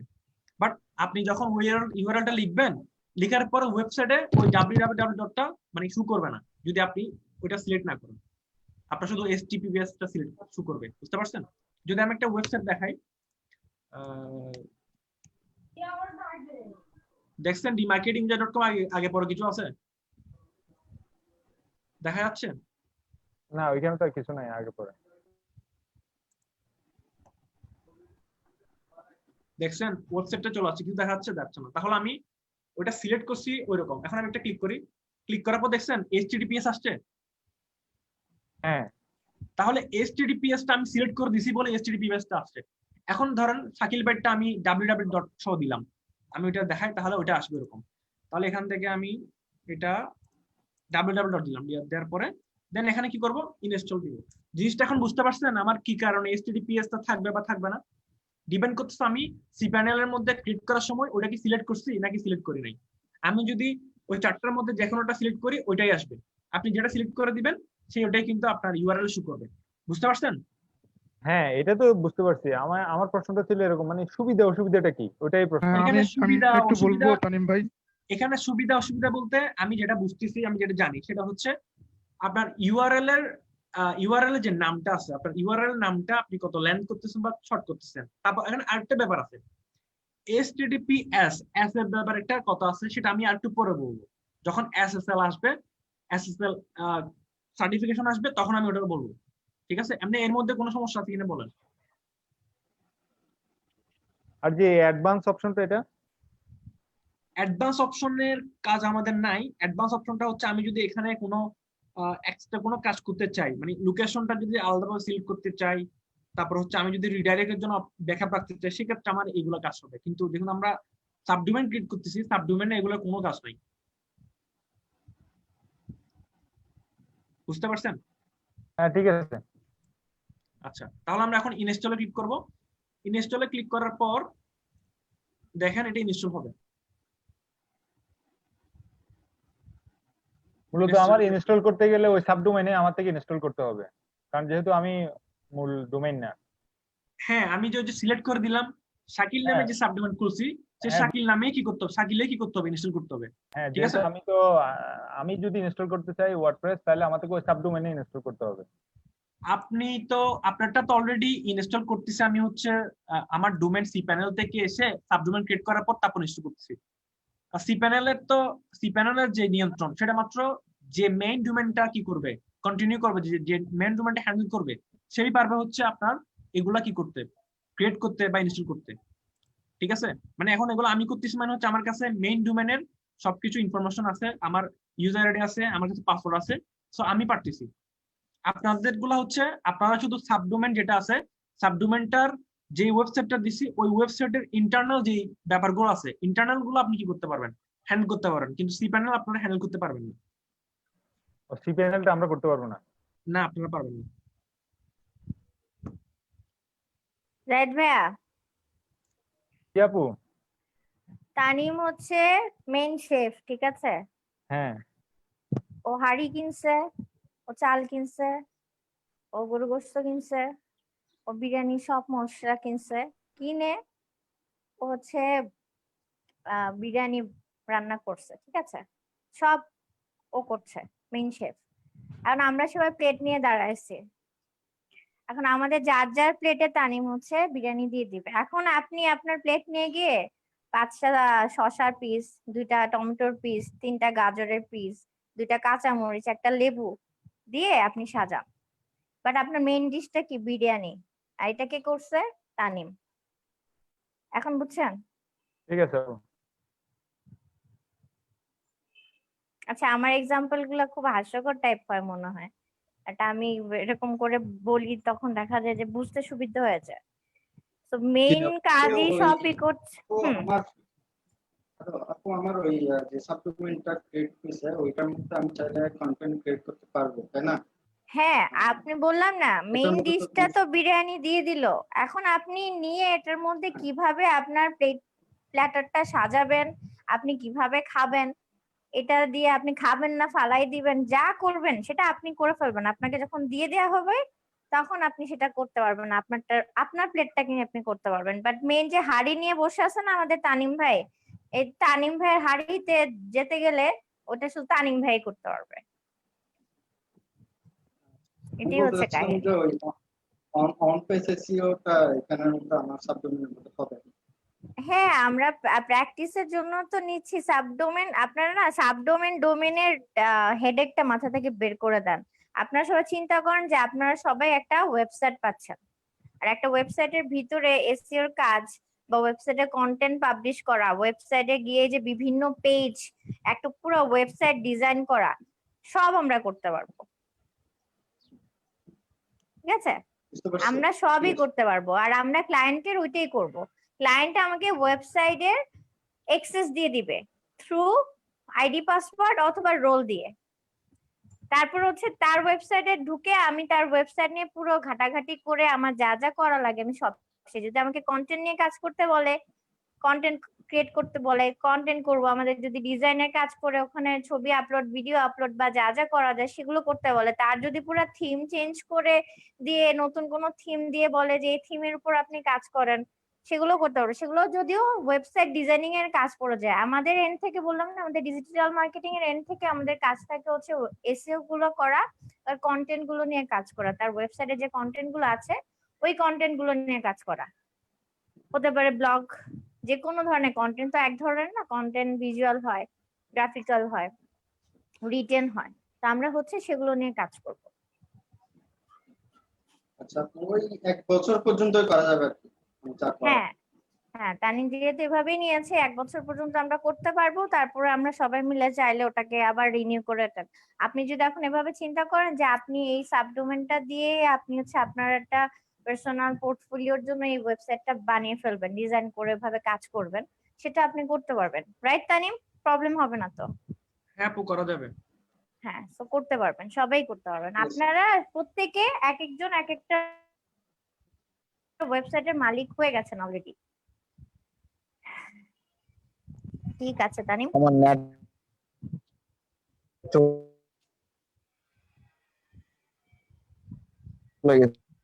আমি স্টার্ট করব। শাকিল ভাই কি বলেন? বোঝা যায় না।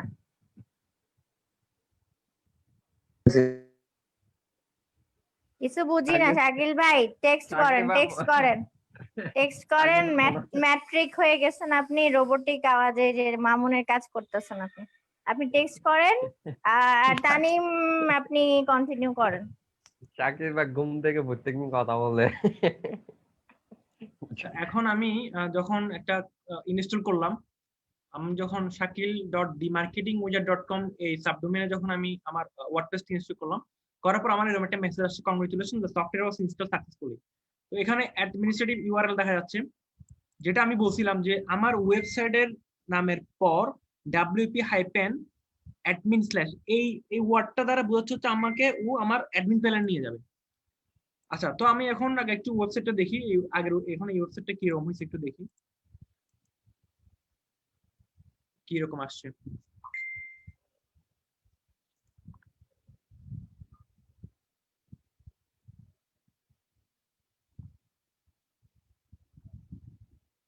তানিম কি ডিরেক্ট শাকিলের সাবডোমেনে ঢুকে গেলেন? সাবডোমেনে জাস্ট ওয়েবসাইটটা ভিজিট করতেছি আমি এখন। আর আপু আমাদের যে সাবডোমেন অনেকগুলো, তো ওই জন্য স্টোরেজ বেশি হয়ে গেছে, সে কারণে স্লো হয়ে গেছে। কারণ আমাদের তো স্টোরেজ তো 2 GB, এখন প্রায় 1.5 GB মতো স্টোরেজ গেছে মেবি। স্টোরেজের উপর আমার ওয়েবসাইটের স্পিডটা ডিপেন্ড করতেছে। আচ্ছা, এখানে আমি একটা জিনিস বলি, সেটা হচ্ছে আমি যখন জাস্ট ওয়েবসাইটটাতে আসলাম, এটা হচ্ছে বাই ডিফল্ট এভাবে দেয়া আছে, এটা একটা থিম সিলেক্ট করা আছে। তো এখানে যে নট সিকিউর একটা লেখা আছে না, নট সিকিউর, এই জিনিসটা কি আপনারা দেখতে পারতেছেন? নট সিকিউর, হ্যাঁ হ্যাঁ দেখতে পাচ্ছি। এই নট সিকিউরটা হচ্ছে মূলত এসএসএল এর কারণে। ঠিক আছে, এসএসএল নিয়ে আমি একটু পর বলবো কেন এটা আসতেছে, বা এটার ক্ষতিকারক দিক কি, এটা ভালো দিক কি, এগুলো নিয়ে আমি একটু বলবো, এটা দরকার আছে। আচ্ছা, তাহলে আমি এই ওয়েবসাইটটা পেয়ে গেলাম। এটা হচ্ছে অ্যাজ ইউজুয়াল যখন কোনো কেউ এটা ভিজিট করবে এরকম দেখাবে।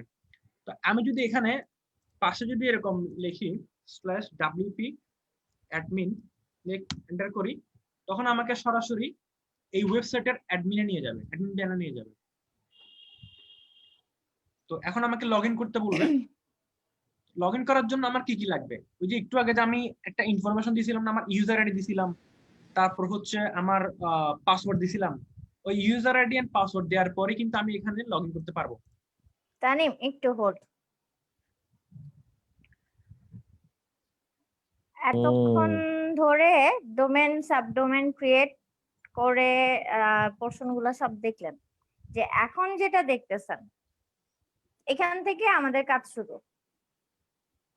তানিম আমাদের প্রত্যেককে এই যে একটা করে লিংক দিবে, যে লিংকটাতে ক্লিক করলে আপনাদের এরকম একটা ইন্টারফেস চলে আসবে, এবং ওই ইন্টারফেসে তানিম আমাদের যার যারকে যেই আইডি পাসওয়ার্ড দিছে সেই আইডি পাসওয়ার্ডটা দিয়ে লগ ইন করতে হবে। লগ ইন করলেই হচ্ছে আমরা প্রত্যেকে যার যার ওয়েবসাইটের ভিতরে সাবডোমেন ডোমেন বললাম চিন্তা বাদ দেন, আপনারা যার যার ওয়েবসাইটে লগ ইন করবেন, এবং তারপরেই যে ওয়ার্ডপ্রেসের যে অ্যাডমিন প্যানেলের যে বোর্ডটা আসবে, ইন্টারফেসটা আসবে, সেটা দিয়ে আমাদের কাজ।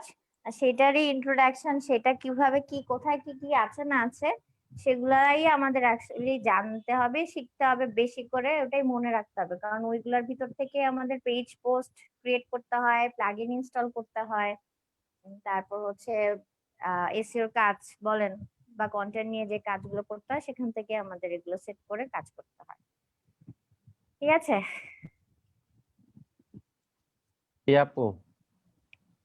আচ্ছা, আমরা যে নতুন একটা ওয়েবসাইট ক্রিয়েট করলাম, ওয়েবসাইট ক্রিয়েট করার পর ওই ইউআরএল এর পাশে স্ল্যাশ দিয়ে ডাব্লিউপি লগইন দিলাম না, ডাব্লিউপি লগইন দ্বারা বোঝাচ্ছে হচ্ছে আমার ওয়ার্ডপ্রেসের মেইন অ্যাডমিন প্যানেলে নিয়ে আসবে। তো আমাকে লগইন করতে হবে আমার ইউজার আইডি এবং পাসওয়ার্ড দিয়ে। আমি একটু আগে যে ইউজার আইডি এবং পাসওয়ার্ড দিলাম, সেই ইউজার আইডি এবং পাসওয়ার্ড দিলাম এখানে, দেওয়ার পর আমি এখানে লগইনে ক্লিক করব। লগইনে ক্লিক করার পরে আমাকে কিন্তু ওদের মেইন ওয়েবসাইটটার ভিতরে নিয়ে যাবে, ড্যাশবোর্ডে নিয়ে আসবে, অ্যাডমিন প্যানেলে।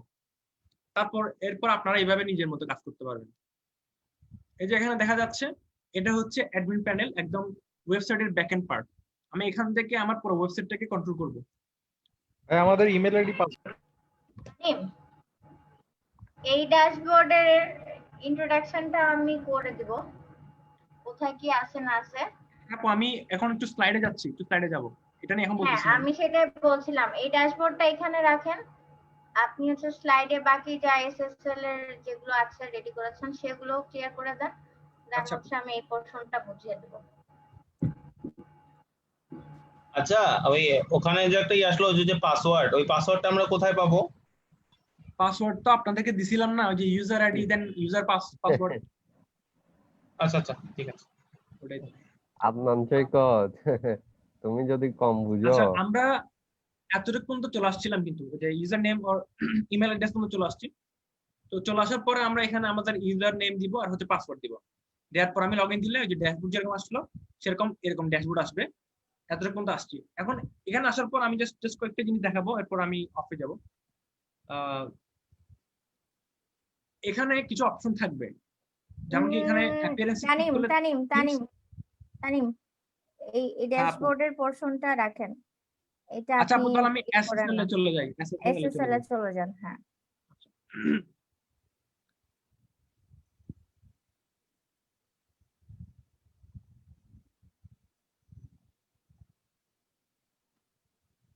আচ্ছা, আমরা এসএসএল সার্টিফিকেশন সম্পর্কে জানতে চাচ্ছিলাম। এসএসএল এর ফুল মিনিং হচ্ছে সিকিউর সকেটস লেয়ার। এটা হচ্ছে মূলত আমার ওয়েবসাইটকে প্রোটেকশন করার জন্য একটা ওয়ান কাইন্ড অফ তালার মতো কাজ করে, লকের মতো হয়ে কাজ করে আর কি। তো এটা আমাদের কেন লাগবে? আমরা যদি একটা ওয়েবসাইট ক্রিয়েট করি, ফ্রি হোক বা আমরা নিজেরা ডেভেলপ করি, যেটা আমরা যখন আমরা এটা ওয়েবসাইট পাবলিশ করব, ইন্টারনেটে পাবলিশ করব, তখনই কিন্তু এটা সারা দুনিয়ার কাছে কিন্তু এটা পরিচিত পাই যাবে। যে কোনো দিক থেকে যে কোনো ইউজার কিন্তু চাইলে আমাদের ওয়েবসাইটে ভিজিট করতে পারে। তো সেই ক্ষেত্রে আমার কিছু সুবিধা অসুবিধার মানে সুবিধা অসুবিধার জন্য আসলে আমাদের এই এসএসএলটা দরকার। তো আমরা যদি এখানে আমাদের যদি সার্ভার যে এসএসএলটা যদি সার্টিফিকেট না থাকে তাহলে আমরা অনেক রিস্কে পড়ে যাব। আমাদের যে ডাটাগুলো আছে ইম্পর্টেন্ট ডাটা, আমাদের ডাটাগুলো কিন্তু চুরি হয়ে যেতে পারে। তারপর হচ্ছে অনেকগুলো ফিশিং স্ক্যাম এবং হচ্ছে অনেকগুলো ডাটা বিভিন্ন রকমের ডাটাগুলোকে নষ্ট করার জন্য চাইলে অনেক ধরনের সমস্যা আমরা করতে পারি। তারপর হচ্ছে মানে আমাদের এসএসএলটা মূলত কাজ করে হচ্ছে মূলত হ্যাকারদের কাছ থেকে আমাদের ওয়েবসাইটটাকে সেভ করে। তো আমরা এই এসএসএলটা কিভাবে ইনস্টল করব বা আমরা এসএসএলটা কিভাবে আমাদের ইয়াতে ওয়েব সার্ভারে রেখে আমাদের ওয়েবসাইটে বিল্ড করার পর কিভাবে আমরা এটা সিকিউর করব, ঠিক আছে? তো মূলত জাস্ট একটা জিনিস, এটা হচ্ছে এসএসএল সার্ভিস মানে হচ্ছে ওরা আমাদের অনলাইনের মধ্যে আমাদেরকে সেফটি দিচ্ছে, এক নাম্বার।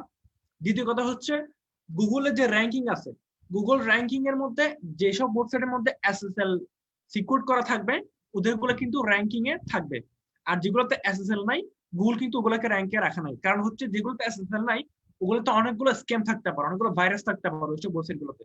তো গুগল তো ওই ধরনের ওয়েবসাইট নিয়ে কাজ করে না, তো সেই জন্য এসএসএলটা আমাদের বেশি দরকার।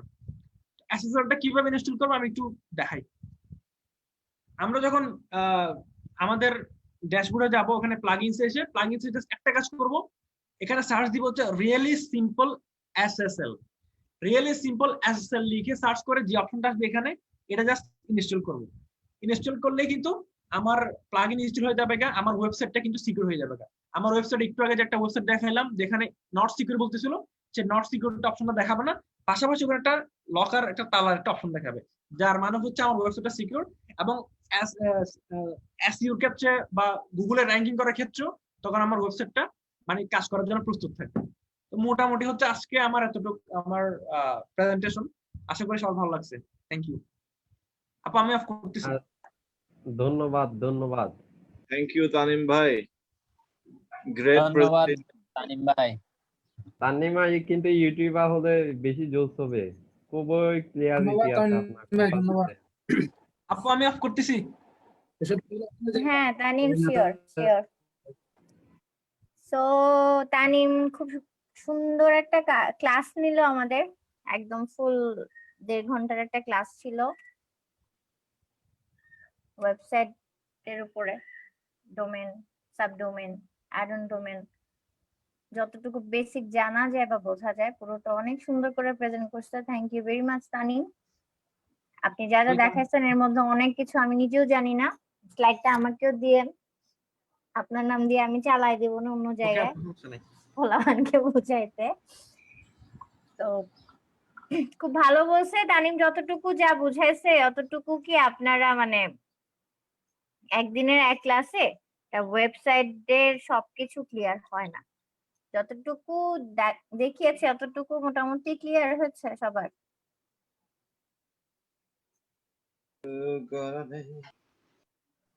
আসলে আপু এটা নিয়ে ঘাটাঘাটি করলে বা এটা নিয়ে কাজ করলে না বোঝা যাবে সমস্যা কোথায় বা এটা কি।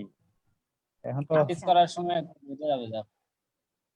আচ্ছা, যেটা আগে আমি বলেছি যে এই পুরো কাজগুলো আসলে আমাদের করতে হয় না, আমরা সবাই করি কি ওয়েবসাইট যখন নেই এরকম ওয়েবসাইট প্রোভাইডারের কাছে বলি ডোমেনটা কিনে নেই, ডোমেনের পেমেন্টটা দিই, তারা ওগুলো সব সেট করে দিয়ে দেয়। আর যারা ওয়েবসাইট নিয়ে কাজ করে তারা আসলে এত সাবডোমেনের দরকার পড়ে না। বাট আমরা যদি এক একজন একটা করে ডোমেন নিতে চাই আমাদের পার পার্সন কস্টিংটাতে কিন্তু অনেক চলে যাবে। সেই জন্য হচ্ছে আমরা যেহেতু প্র্যাকটিস পারপাসে এইগুলো করব, এই জন্য একটা নিয়ে ওটার আন্ডারে সাবডোমেন নিয়ে সবাই কাজ করব। আর যাদের নিজস্ব ওয়েবসাইট ক্রিয়েট করে ডোমেন কিনে একদম নিজের পার্মানেন্ট ওয়েবসাইটের কাজ করতে হবে, তারা হচ্ছে একদম ফুললি যেভাবে তানিম দেখেছে ওখানে প্রোভাইডার থেকে ডোমেন নিতে হবে, তারপরে এগুলো থেকে পুরো সিপ্যানেল থেকে পুরোটা সেট করতে হবে, এই প্রত্যেকটা কাজ করতে হয়। আমাদের ডিজিটাল মার্কেটিং এর কাজের মধ্যে আসলে এটা পড়ে না, ওয়েব ডিজাইনিং ওয়েব ডেভেলপারের মধ্যে পড়ে যায়। হ্যাঁ, আজকে তানিম যতটুকু দেখেছে এটা ওয়ার্ডপ্রেস এর থেকে কিনে কিভাবে সেট করা সেটাই আমি বলতেছি আপু শুধু আমি ওয়েবসাইট ডিজাইন করার জন্য শুধু এই ওয়ার্ডপ্রেস এর মাধ্যমে এটা কাজটা করতে পারবো। আমি যদি অন্য সাইট অন্য একটা অপশন বা ল্যাঙ্গুয়েজ ব্যবহার করি, যেমন আমি HTML ব্যবহার করলাম, আচ্ছা, একদম HTML এর যে তারপরে কি PHP সেই সব যে কোডিং এর সাইট গুলো, হ্যাঁ, কোডিং এর সাইট গুলোতে আমরা এইভাবে কাজ করতে পারবো না। আমরা হচ্ছে এই যে CMS এরকম কাস্টমাইজড যে ওয়েবসাইট গুলো আছে আর যারা প্রোভাইডার আছে, ওয়ার্ডপ্রেস আর তানিম আর কয়েকটা নাম বলেন, আমার এগুলোর নামও মনে থাকে না। ওয়ার্ডপ্রেস আছে, আর কি কি আছে এগুলোর এরকম কাস্টমাইজড ওয়েবসাইট গুলোর? জুমলা আছে। আচ্ছা, এই যে জুমলা, ওয়ার্ডপ্রেস, এরা হচ্ছে কাস্টমাইজ, বললাম না, রেডিমেড ওয়েবসাইট ওরা দিয়ে দেয় তারপর আমাদেরকে। হচ্ছে ড্রুপাল আছে, ব্লগার আছে, আর অনেক আছে। হ্যাঁ, ব্লগারের সাইটটা আপনারা, ব্লগার নিয়ে আমাদের একটা ক্লাস থাকবে, কন্টেন্ট মার্কেটিং এর ক্লাস যখন থাকবে তখন ব্লগারের হালকা পাতলা একটা ব্লগার থেকে কিভাবে আমরা করি, কিন্তু প্রত্যেকটা একই। এরকম সিএমএস ওয়েবসাইট যেগুলো সেগুলো হচ্ছে আমরা এরকম ডোমেন নিয়ে তারপর হচ্ছে cPanel দিয়ে হচ্ছে আমাদের এটা রেডি করতে হয়। আর যেগুলো কোডিং এর থাকে সেগুলো আসলে পুরোই ডিফারেন্ট একটা কাজ, সেটা বললাম না, পুরোটা চলে যায়। এই যে আপনারা যে 50টা ক্লাস করতেছেন ডিজিটাল মার্কেটিং এর, 50টা ক্লাসে যে ওয়েব ডিজাইনের যে কাজ আছে, ক্লাস আছে, কোর্স আছে, ওখানে গেলে দেখবেন যে ডিটেইল ওয়েবসাইটে যত যত কাজ থাকে। তো সেখানে আপনারা না জান বা আপনারা যারা ইন্টারেস্টেড আছে যে ওয়েব ডিজাইন নিয়ে কাজ করবেন তারা হয়তো ওভাবে শিখে নিতে পারেন। আচ্ছা, এখন তাহলে আমি একটু আমার স্ক্রিনটা শেয়ার করি। আমার স্ক্রিনের মধ্যে কি আছে? আচ্ছা, আমাকে ফেসবুক থেকে একটু পর পর একটা নোটিফিকেশন দিতেছে, বলতেছে কি জানেন, আমরা কি একটু 5-10 মিনিটের ব্রেক নিব? মানে ব্রেক বলতে ওই ব্রেক না, একটু গল্পের ব্রেক। আচ্ছা আপু, আমাদের ওই শুরু করবেন কবে থেকে অ্যাফিলিয়েটের ক্লাস? অ্যাফিলিয়েট মার্কেটিং এর ডিটেইলের ক্লাস নেই ভাই, একটা ক্লাস হবে অ্যাফিলিয়েটের শুধু। অ্যাফিলিয়েট আর ডিজিটাল মার্কেটিং কে একটা পোর্শন তো বলে অ্যাফিলিয়েট, বাট একটা অ্যাফিলিয়েটের মধ্যে আপনার আল্লাহর নাম নিয়ে এই যে 50টা ক্লাসে যা শিখতেছেন না, সবগুলোকে ধরে হচ্ছে অ্যাফিলিয়েট করতে হয়। তানিম, আমারটারে নট সিকিউর দেখায় কেন? SSL টা ইনস্টল করা নাই মনে হয় না? হ্যাঁ, ওইটা মনে হয় ইনস্টল করা হয় নাই, সেজন্য এটা আপনি প্লাগইন থেকে ইনস্টল করলে হয়ে যাবে। সৈকত, হ্যাঁ মামুন ভাই, কোথায় অ্যাফিলিয়েট কোথায় করতে চাচ্ছিস আমাজনে? দেখা যাক না কই করা যায় ভাই। মিনিমাম 5 লাখ টাকা ইনভেস্ট করতে হবে, তারপর ইনকাম আসবে। একেরে হচ্ছে মনের কথাটা বলছে। আমরা যারা ডিজিটাল মার্কেটিং, আচ্ছা আমরা আবার হচ্ছে ওয়ার্ডপ্রেসের এখানে চলে যাব, আমরা একটু ব্রেক নিই। ব্রেক মানে হচ্ছে ওই ব্রেক না, আমরা একটু অন্য আলোচনা একটু করি টুকটাক। এটা হচ্ছে অ্যাফিলিয়েট মার্কেটিং এর জন্য আসলে সবার আগে ডিজিটাল মার্কেটিংটা ভালো করে শিখতে হবে আপনাকে। ডিজিটাল মার্কেটিং এ যে ব্যাপারগুলো আছে সেগুলোকে ক্লিয়ার মাথায় রাখতে হবে, তারপর আপনার নিজের উদ্যোগে হচ্ছে অ্যাফিলিয়েটটা স্টার্ট করতে হবে। আর একটা অ্যাফিলিয়েট করার জন্য বেসিক কিছু জিনিস লাগে, সেগুলো ছাড়া আপনি অ্যাফিলিয়েট স্টার্ট করতে পারবেন না। যে আমরা এমনি মানে সবাই অ্যাফিলিয়েট করে শুনতে যতটা ইজি মনে হয়, একটা অ্যাফিলিয়েট মার্কেটিং স্টার্ট করার জন্য মিনিমাম 3 to 6 মান্থের একটা প্যাকেজ লাগে। সেখানে আপনার ইনভেস্টমেন্ট, অ্যাফিলিয়েট করতে গেলে আপনি কোনো ফ্রি ভার্সনে কিছু করতে পারবেন না। আপনার হচ্ছে যারা অ্যাফিলিয়েট করার প্ল্যাটফর্ম গুলো আছে, যে অ্যামাজন, মামুন বললো অ্যামাজন বা অন্য যে যে প্ল্যাটফর্ম, ইন্টারন্যাশনাল প্ল্যাটফর্ম, আর বাংলাদেশে যারা অ্যাফিলিয়েট করার সুযোগ দেয়, আগে দারাজ দিত, দারাজ মনে এখন বন্ধ করে দিছে। তো এদের সাথে অ্যাকাউন্ট ক্রিয়েশনের ব্যাপার আছে। ইনভেস্টমেন্টের কথা কোথায় বললাম, ইনভেস্টমেন্ট হচ্ছে অ্যাফিলিয়েট করতে গেলে কোনো ফ্রি ভার্সন দিয়ে আপনার ইমেল লিস্ট লাগবে, ইমেল মার্কেটিং শিখতে হবে, জানতে হবে আগে। ইমেল মার্কেটিং জানতে হলে যেই টুল গুলো দিয়ে ইমেল মার্কেটিং করবেন, প্ল্যাটফর্ম গুলো, সেগুলোর পেইড ভার্সন লাগবে, আপনার নিজের ওয়েবসাইট লাগবে, ল্যান্ডিং পেজ লাগে, অনেক কিছু লাগে, অনেক কিছু, যেগুলোর মধ্যে প্রত্যেকটাতে আপনাকে পেইড ভার্সন দিয়ে করতে হয়। এটা আর কি প্রসেসটাও অনেক লেন্দি। আজকে শুরু করলে হয়তো আগামী 2-3 মাসে আপনি মোটামুটি একটু প্রিপেয়ার হবেন, তারপরে যে এটা থেকে মানে প্রমোশন শুরু করবেন। অ্যাফিলিয়েটটা কি, ওই মার্কেটিং মানেই তো প্রমোশন, আরেকজনের প্রোডাক্ট কে আপনি বেচা দিবেন, মাঝখান দিয়ে আপনি এটা পোর্শন নিয়ে নিচ্ছেন, এটাই তো সোজা কথা। তো এটার একটা অনেক ডিটেইল প্রসেস আছে, আর আমাদের এই মডিউলের মধ্যে অ্যাফিলিয়েট নিয়ে ডিটেইলের নাই, বাট অ্যাফিলিয়েটের একটা ইন্ট্রোডাকশন পার্ট আছে, বেসিক যে অ্যাফিলিয়েট কি কি দিয়ে করতে হয় বা অ্যাফিলিয়েটের মধ্যে কি কি জিনিসগুলো থাকে, কিছু টুল, কিছু প্রসেস, এইটুকু আপনাদের দেখানো হবে। সেটা তো শেষের দিকে, একদম একদম শেষের দিকে। অ্যাফিলিয়েট আর কন্টেন্ট মার্কেটিং ক্লাস দুটো হচ্ছে একেবারে শেষের দিকে। এভাবে মানে এটা করা আর কি, স্লট গুলো ভাগ করছে আমি প্লাস অন্যান্য মেন্টর যারা আছে ওনারা ওভাবেই করতেছে। ঠিক আছে সৈকত? এখানে ডিটেল যদি অ্যাফিলিয়েট মার্কেটিং এর ক্লাস করতে যাই তো আমার মিনিমাম আরো 10টা-15টা ক্লাস লাগবে। তো ওটা তো আমার কাছে নাই, আর মডিউলের মধ্যেও আসলে নাই। এটা তো বেসিক, সবগুলোর হচ্ছে বেসিক পার্ট গুলো দেখানো হয়।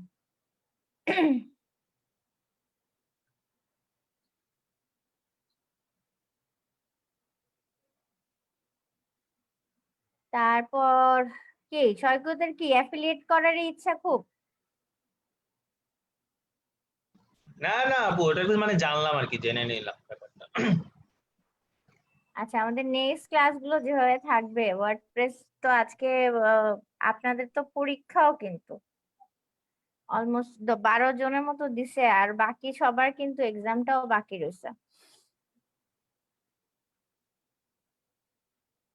তা আজকের এক্সাম ধরবো না, এক্সাম ধরলে এখন এইটার হাফ পথে ছেড়ে দিয়ে এক্সামে গেলে ঝামেলা।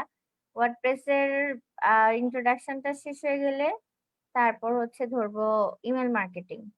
ইমেল মার্কেটিংটা আপনাদের একটু ক্যাচ করতে টাইম লাগতে পারে অথবা নাও লাগতে পারে। লাস্ট ব্যাচে ওনাদের ইমেল মার্কেটিং নিয়ে অনেক কনফিউশন ছিল, ক্লিয়ার হয়নি অনেক কিছু, অনেক ধীরে ধীরে গেছি, তারপর অনেক কিছু ক্লিয়ার হয়নি। একটু টাফ বলবো না আসলে, কোনোটাই হয়তো খুব টাফ না, কোনোটা একটু সহজে ক্যাচ করা যায়, আর কোনোটা একটু একটু লেন্দি লাগে। ইমেল মার্কেটিংটা শেষ হওয়ার পরেই আমরা যাব হচ্ছে এসইও ক্লাসে। এসইওর মধ্যে কিওয়ার্ড রিসার্চ দিয়ে স্টার্ট হবে, কিওয়ার্ড রিসার্চ, তারপর হচ্ছে অন পেজ এসইও, তারপর অফ পেজ এসইও, তারপর টেকনিক্যাল এসইও। এটাও বলে রাখি, এক একটা এসইওর উপর অ্যাডভান্স লেভেলের কোর্স আছে, এক একটা এসইওর এক একটা পোর্শনের। যদি অন পেজ করেন, অন পেজের উপরেও হচ্ছে 1-1.5 মাসের 2 মাসের কোর্স করা লাগে, বা মিনিমাম 10-15টা 20টা ক্লাস করা লাগে। সো এসইও কিন্তু একেবারে ডিজিটাল মার্কেটিং এর সবচেয়ে চূড়ান্ত শিখরে যে আছে যেটা, সেটা হচ্ছে এসইও। এইখানে আপনাদের এসইওর বেসিক আইডিয়াটা দিয়ে দেওয়া হবে যে কিভাবে এসইও করে, আসলে বেসিকটা একদম ইজি পোর্শনে যতটুকু আছে আপু এসইও তো বুঝলাম, কিন্তু সার্চ ইঞ্জিন মার্কেটিংটা কি জিনিস? সার্চ ইঞ্জিন মার্কেটিং, ওই সার্চ ইঞ্জিন মানেই তো এসইও। সার্চ ইঞ্জিন অপটিমাইজেশন বলে আর সার্চ ইঞ্জিন মার্কেটিং বলে। আপনারা যে সোশ্যাল মিডিয়া প্ল্যাটফর্ম গুলাতে এসইও করেন না, জি। আমরা যেভাবে on page of page SEO করি, সেটাকেই বোঝাইতেছে। না, মার্কেটিংটা কি জিনিস এটাকে আবার আলাদা মানে হিসেবে কেন দেখে তাইলে? না, আলাদা করে দেখে না, ওই যে দেখেন না এক একটা প্ল্যাটফর্মের জন্য এক এক রকম করে নাম বলে, কাজগুলো মোরাললেস সব জায়গায় সেমই। মার্কেটিং মানে তো মার্কেটিং, সার্চ ইঞ্জিন মার্কেটিং বলতে এসইওটাকেই বোঝাচ্ছে, যে এসইওর থ্রুতে আপনি র্যাঙ্কিং এ এসে নিজেকে সবার প্রথমের দিকে রেখে নিজের প্রমোশনটা যে করতেছেন। একটু নামগুলাকে কঠিন কঠিন করে মানে ডিজিটাল মার্কেটিংটারে অনেক ইয়ে করে রাখছে আসলে। আলটিমেটলি ব্যাপারটা কিন্তু এতটা ওরকম না। আচ্ছা, আবারও কি সবার লাইন যাচ্ছে আসতেছে? আমার মোবাইল গরম হয়ে মনে হয় একটু পরে ফেটে যাবে। আমার মনে হয় আজকে আপনি এক্সামটাই নেন, কারণ আজকে তো নেটে যে বাজে অবস্থা, ক্লাসে থাকাটাই কষ্ট হয়ে যাচ্ছে। আপু যারা পরীক্ষা দেয় না তাদের পরীক্ষা নিলে ঘাটা হয়। কেন আপনারা ওয়ার্ডপ্রেসের বাকিটুকু আজকে দেখতে চাচ্ছেন না তাই? হ্যাঁ দিদি, আমাদের নেটে, আমার তো নেটের ভীষণ বাজে অবস্থা, আপনার কথা আসতেছে না, ভেঙে ভেঙে আসতেছে। মামুনদার পরীক্ষা শেষ তো মামুন ভাই চলে যাবে।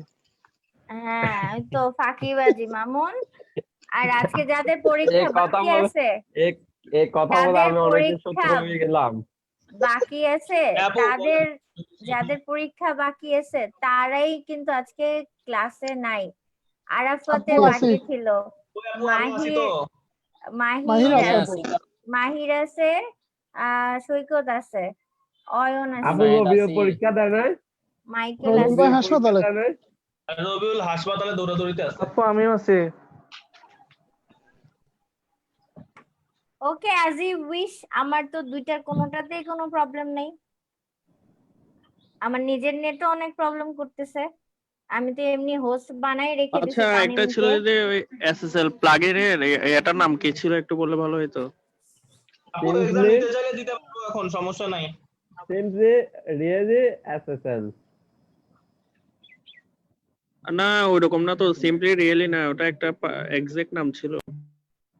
তানিম নামটা একটু বলেন SSL এর আবার। নাম এসএসএল এর মিনিং ও সিকিউরিটি কি সিকিউর না না, সকেট ডায়াল। মাথা আরে খারাপ, বাবা, ওটা না না, প্লাগইনের অ্যাপস নামটা অ্যাপস জানতে অ্যাপসটা চাচ্ছে। নাম, অ্যাপসটা ছিল অ্যাপসটা ওইটা। না শোভন, ওয়ার্ডপ্রেস এর সবগুলাকে বলা হয় প্লাগইন। তানিম হ্যাঁ হ্যাঁ, প্লাগইনের প্লাগইনটা নামটা না। বলেন তো, এসএসএল এর আমি যে তো বল প্লাগইনটা নামাইছেন। আইতাও না মনে হয়। ওটা হচ্ছে রিয়েলি সিম্পল এসএসএল। তা আমি কি বলছি, আমি তো এটা শুরুতেই বলছি। ওই মেসেঞ্জারে দিছি তো, মেসেঞ্জারে। হ্যাঁ, এসএসএল টা করার জন্য ওই যে ছোটটা আর কি, বড়টা নিতে পারবে না আর কি। আচ্ছা ঠিক আছে, ফাইন, দেন আমি আজকে এক্সাম স্টার্ট করি। আর এক্সাম স্টার্ট এই করে তো আমার আপু, যেহেতু ফোনের উপর খুব থ্যাংক লোড ইউ আপু। যাচ্ছে, সো আমি আজকে তাহলে লাইভটা অফ করে দিই। আমার খুবই একদম লোড যাচ্ছে, খুবই লোড যাচ্ছে আমার মানে মোবাইল আর দিয়ে মোবাইল হটস্পট দিয়ে চলতেছি তো, মোবাইল মনে করেন ব্লাস্ট হয়ে যাবে এমন একটা অবস্থা হয়ে যাচ্ছে, গরম হয়ে রয়েছে। ল্যাপটপও টানতেছে, বারবার বেরোচ্ছি আসতেছি।